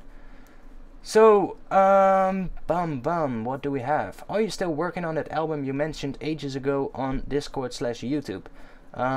You mean the EP that I'm working on? If that's what you mean, then yes. We've been doing one track on the previous streams, and that track is coming together pretty well. One track is almost done, and another track is, I think, about halfway done. So that's about that's 3 tracks that are, well, close enough to being finished. They're not completely done yet, but you know, it's mostly just a matter of working out the arrangement, and you know, just for 2 of the tracks it's just working out a slightly different second drop, but pretty much the entire first drop and the intro and the breakdown, that is already in place. So it's basically just a matter of finishing the track, you know, just creating some variations. And I really was, you know, I wouldn't say getting stuck, that's not really the right word. I would say I felt a little bit uninspired with these tracks, because I've been working on them for such a long time. I've been working on the live stream track for what, 4 weeks in a row, maybe even 5, I'm not sure. So I was getting a bit uninspired from just working on the same thing all the time. So I just decided today we're gonna make some drums, because I need some drums for upcoming tunes. So yeah. Impact use one of your Serum presets. Oh really? That's nice. I know a few people that actually have my Serum presets. There's a couple. Mastek, he also bought my Serum preset pack. So there's a few people that actually use the samples and or the presets, I should say. But yeah, I mean, that's why I make them. I mean, I make these products for you guys to be able to use and to save you guys some time. You know, that's basically all I'm doing. And because I need good samples myself. Because that's how the way these sample packs that I release, and the preset packs as well, the way how these come into place, it's just me thinking to myself, okay, what kind of sounds do I need that I don't currently have? I make the sounds, and then I think to myself, okay, so I now have a folder of self-made sounds that I like. Let's just create a sample pack out of it and release that to all of the other people that watch my channel, so that you guys, well, hopefully have some better drum sounds, or sounds that you were looking for that you couldn't find, or that you couldn't make yourself. So yeah, that's just all it is. I mean, I'm mainly making these sample packs for myself because I need those sounds, and then when you have them done, you know, why not release it? I mean, it would be pretty selfish to just keep it all for yourself, right? So yeah, if any of you decides to buy a sample or preset pack that I made, thanks a lot. That's helping me really a lot as well. You're gonna help me the most when you buy them through Black Octopus Sound, but you know, I get it. Some people have Splice, and if you have Splice, then you might not want to buy the entire pack. You just want to get a few samples out of it that you think you need. That's fine too. But so yeah, are there any other questions? We've made this drum loop today. That sounds pretty good, I would say.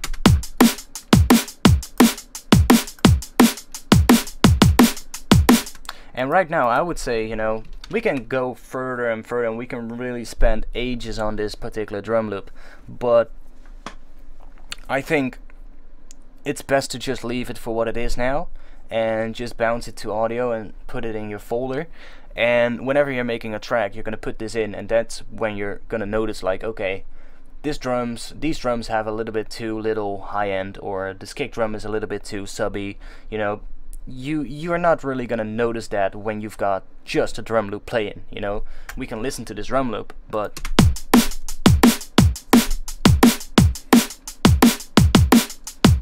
it doesn't really make sense mixing wise when there's nothing else going on. So I wouldn't necessarily, you know, spend too much time now on this. I think it's pretty good. So I mean, we can listen to the original and you can hear.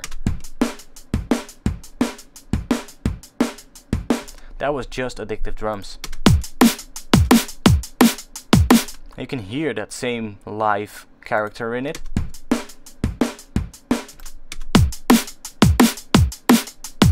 It just has a lot more punch. So yeah, if you guys have any questions, then let me know. We've been streaming for 3 hours and 20 minutes. Yeah, if there's any questions, I'll be happy to answer them, and if not, I think it's gonna be the end of the stream right now, because we've made the drums that I wanted to make. I don't have enough time to make another full drum loop right now. I could only, you know, stream for, I guess, about 20-30 more minutes max. So I think it would be good to just do a little bit of a question round if you guys have any, but that's only if you guys have any questions. So yeah, if you guys want to be part of a Discord server, I'm running a Discord server. You can find the invite link below the stream.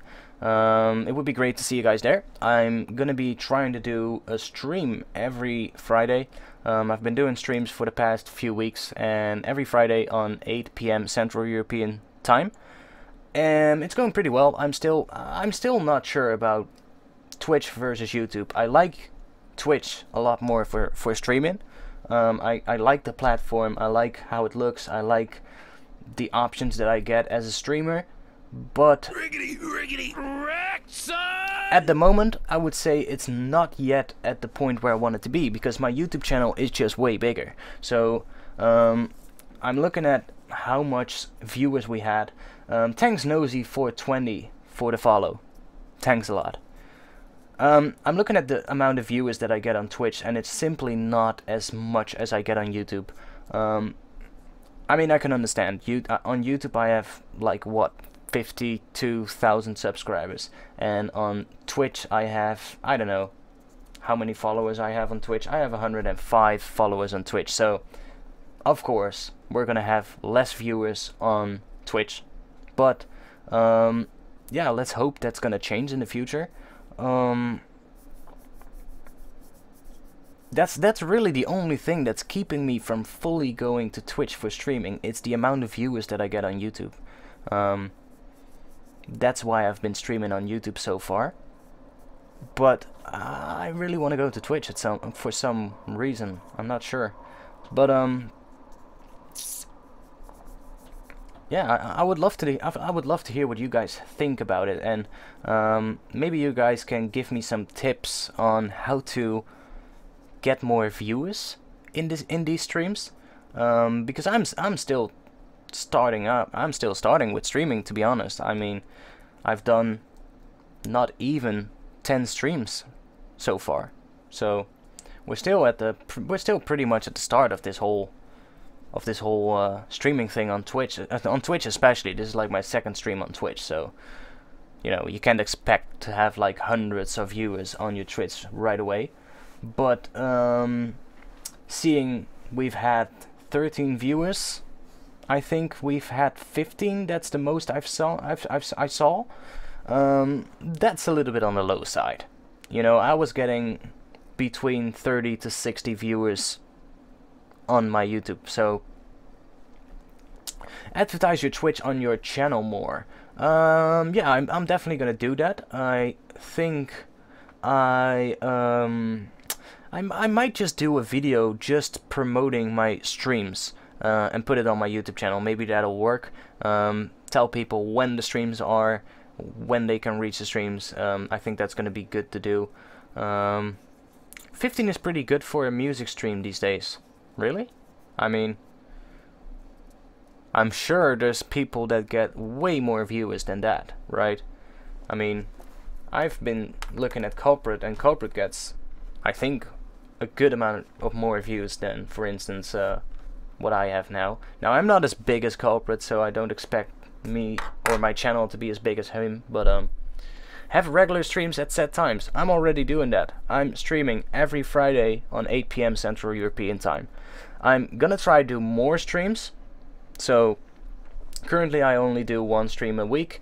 I'm gonna try to do more streams in the future though, but I just have I have too much stuff going on right now to do more than one stream a week.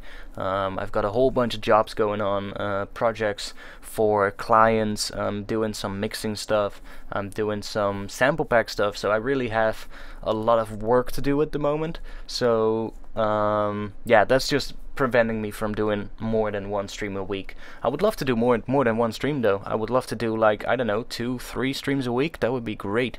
Maybe even almost daily. I mean, I could pull it off. It's just at the moment I can't do it with the amount of work that I got. But that's definitely something that's going to happen in the future. I'm definitely going to do more than one stream a week, but for now I think it will be just, it's a good thing to just start simple and just keep it, you know, keep it a little bit on the low side of, don't do too many streams and make it too hard for myself. Hi, thanks for the stream. Tell please, what's the main point with VST chain for turning pretty weak acoustic drums into heavy neurofunk drums?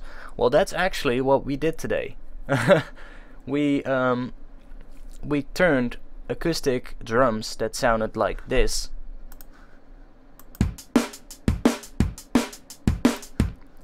into this final loop. Now that's layered, so I've layered it with some synthesized stuff and I've layered it with some samples. I'm not gonna go through it again. We've just done a whole stream about how I did this. So if you want to see that, check out my YouTube channel tomorrow. I'm gonna be uploading this stream to my YouTube channel as well. All my streams are on my YouTube channel pretty much the day after I've streamed. So if you missed anything or if you just want to watch it back, check out my YouTube channel. We have another follower, Rich M. Whitfield. Thanks for the follow. But yeah, if you miss anything during these streams and you want to watch it back, just go to my YouTube channel. It won't be online tonight, I think, because I have to make the thumbnail. I have to, you know, let YouTube process the stream. And I have to export the stream from Twitch to YouTube, so it's gonna take a little bit of time, but pretty much the day after the stream, my streams will be on YouTube for you to watch back in case you missed anything. But generally what you want to do when you make drums and when you process drums, I can, you know, just give you a really short description. When you make drums, there's a couple of things that are really important. EQs, so equalizing, that's one of the most important things, because with an EQ you can really just, you know, shape the sound. You can take out low end, you can add a bit of high end, and that's really powerful, especially when doing like snare drums and kick drums and you want to add a little bit of a nice punchy, you know, let's say you have a kick drum and it is not punchy enough, you want to add a little bit of punch to it. Usually do it somewhere between 100 to 150 hertz. Add a bit of a pretty narrow peak and just give it a few dBs right there. Just sweep it back and forth to see where the sweet spot is, and that'll help to make your drums, make your kick drum sound punchier.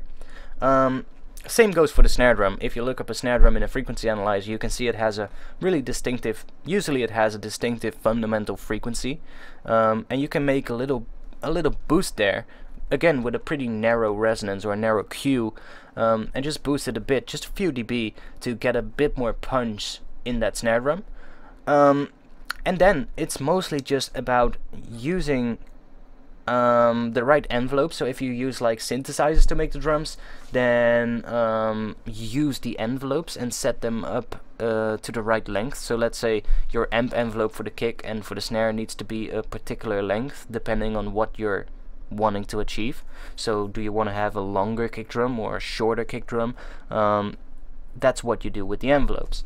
Then to really further process it and make it sound big, that's mostly just a matter of using transient shapers to really make them punchy and tight, and then using compressors or saturation or distortion to give it the grit and the character that it needs to sound heavy. And then finally what I would do is add a limiter to really just squash it. And you know, I can show you actually here what I've done on the group. I mean, that's a pretty simple chain right here. So we've got, first of all, we've got an EQ. Now this is taking care of the low end, so it's making all the low end mono.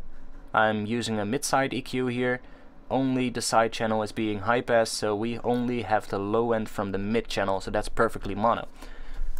Then we have Isotope Trash, which is just adding a bit of distortion.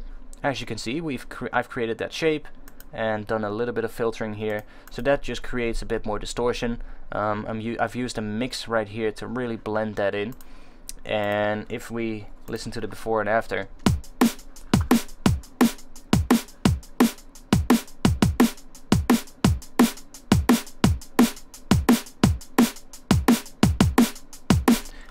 it becomes a little bit bigger. It has a little bit more dirt.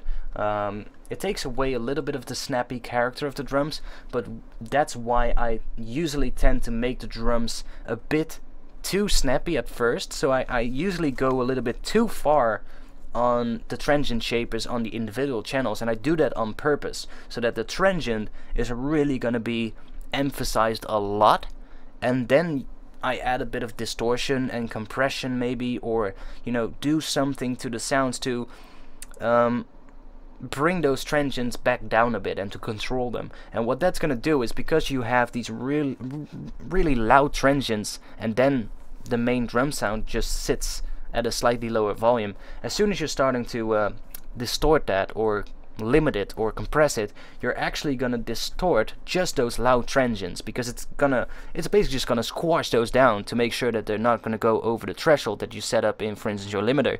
But because they're pretty loud, you're gonna get a brief moment of really heavy gain reduction, and that will actually distort the transients a bit, and that'll usually help to make them sound even punchier. So you know, that's just what I'm doing here. So first I have this really punchy, really snappy kind of drum sounds with a pretty big transients, and then add a bit of distortion.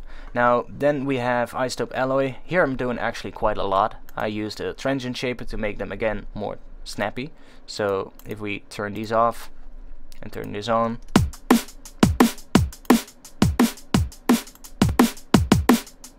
so that's really bringing a lot of punch into these drums. And then we have the exciter.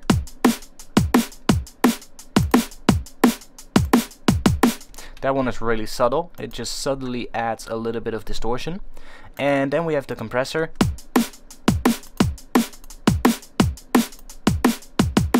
Making the whole thing a bit quieter, but it also brings up the noise in the background, so that's good to make it sound a bit dirtier.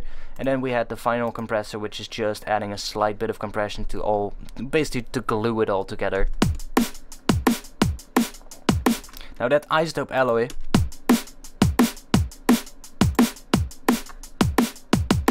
you can just hear it emphasized the transients pretty much. Then we had another EQ just to, well, really just to shape it ever so slightly. And then finally the limiter, which is really where all the loudness comes from. So before the limiter we had just this. And then after the limiting,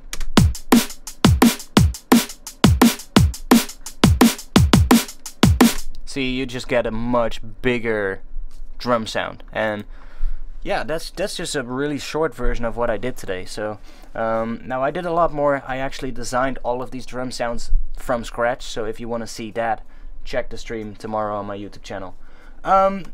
Culprit is a huge artist though. Yeah, that's true. I mean, he's a big artist, and like I said, I'm not as big as Culprit, but I do want to see a bit more viewers on this stream, on these streams though. I think we can get more viewers than what I have right now. I haven't put too much work into promotion yet. I've just started streaming basically out of nothing and just trying to figure it all out. And I'm feeling more comfortable with streaming as well now. The first few streams I was a little bit, you know, just figuring everything out, and you know how that goes. You know how it goes when you're not familiar with something. You don't necessarily deliver the best quality stuff. But the more I do it, the more comfortable I get with this whole streaming thing. So I'm definitely I see this going in the right direction.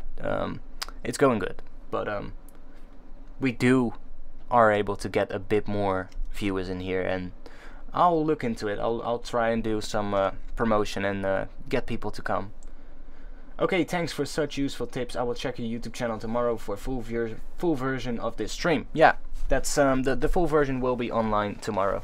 So are there any more questions, by the way, guys? Are there any more questions, or is it time for me to go and relax and maybe watch some Netflix? I'm out of drinks, so I need to go downstairs anyway. But yeah. Are there any plugins that you guys specifically use a lot when you make drums? You you know, stuff to process sounds or maybe to create sounds with. Do you prefer working with samples or do you prefer working with synthesis? You know, that's stuff I would love to know actually. Plus, I would always want to know if you guys have like a really specific plugin that you use a lot and you use on pretty much any track. Then let me know in the chat, because I'm always interested in seeing interesting new plugins that I don't necessarily use too much. Kickbox. Got it for $1. Well, that sounds tempting. Let me look it up. Kickbox VST. So I guess it's a plugin to make kick drums with, I guess. Kickbox.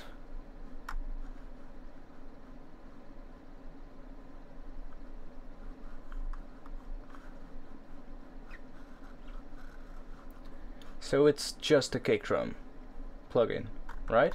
Or not?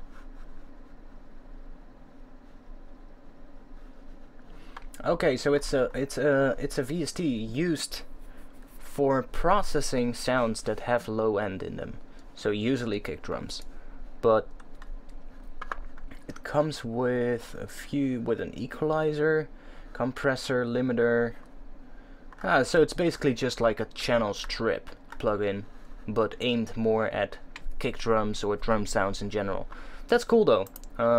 I never saw that before. I never used it before, but it could actually be useful. Although I think, you know, I have Isotope Alloy, which I think is kind of like a beefed up version of that same thing, because you have like your equalizer, you have your Transient Shaper and exciter for slight distortion, you've got your compressors, and you've got a limiter. So I wouldn't really think I need the plugin or I use it or I would get a lot of use out of it, but I'm always interested to, you know, try it out and see if I like it, because in the end the thing that matters most is the sound. You know, does it sound good?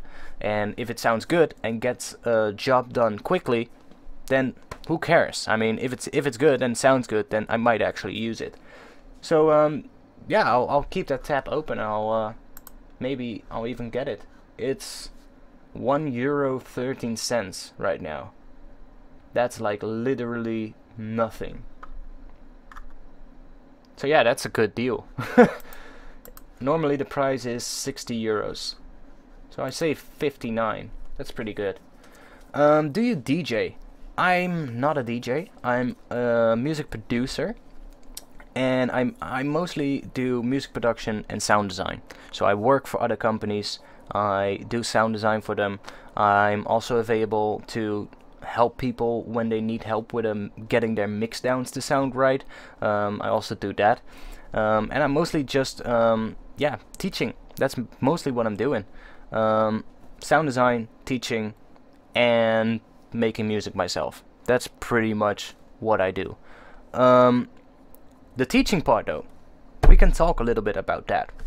I've been looking into doing one-on-one lessons. So a lot of people have been asking for this. A lot of people have been asking if I do private lessons, one-on-one lessons, however you want to call it. So far I've not done any lessons, but well, I've done lessons but not one-on-one. Let's just put it like that. Now I really want to get into it. The reason for this is because I get so many people asking for it, so it would be stupid to not start doing lessons. I've been looking into how to do it. There's a few options. Skype is probably the most straightforward or the most used option. Discord could also be an option, I think, but I think Skype would be the best way to do one-on-one teaching with people. The only thing I'm wondering about is the audio quality. Now I've never done a shared screen / lesson through Skype. So what I'm mostly concerned about is the audio quality. Like, I really want to be sure that I get the best possible audio quality for my lessons that I'm gonna do. Now these lessons, I don't know what the prices are gonna be yet. I've yet to look into that. I mean, I haven't really spent too much time looking into that. The thing I really am wondering the most about right now is what would be the best software to do lessons with, and after that I'll probably look into like what other people are asking for their lessons, and I'll probably sit around that same price. If you guys ever done a lesson with a producer, if you guys ever did one-on-one lessons with somebody, I would love to know like how much did you pay, how much did they ask, you know, and how much how many lessons do they do? Like, do they only do like single lessons, or is it like did you do like multiple lessons in a row, or how long were the lessons? You know, that's all stuff that I would love to know, because that might actually help me figuring this all out. But this is going to happen really soon. I'm looking into it right now, trying to get the best setup and setting everything up for the best audio quality. And when I'm happy with it and I think it sounds good enough and I'm good for it, or the setup is good, then I'm gonna put the word out on my YouTube channel, my social media profiles, and probably during the stream I'm gonna let you guys know as well that you can send me an email at a particular email address. I'm gonna create a separate email address for that, and that way I can keep track of all the people that request lessons. And yeah, then we can start doing private lessons. So if you guys ever thought about, I want to know a particular thing that ARTFX knows how to do it, then let me know and we will be able to do a lesson. Now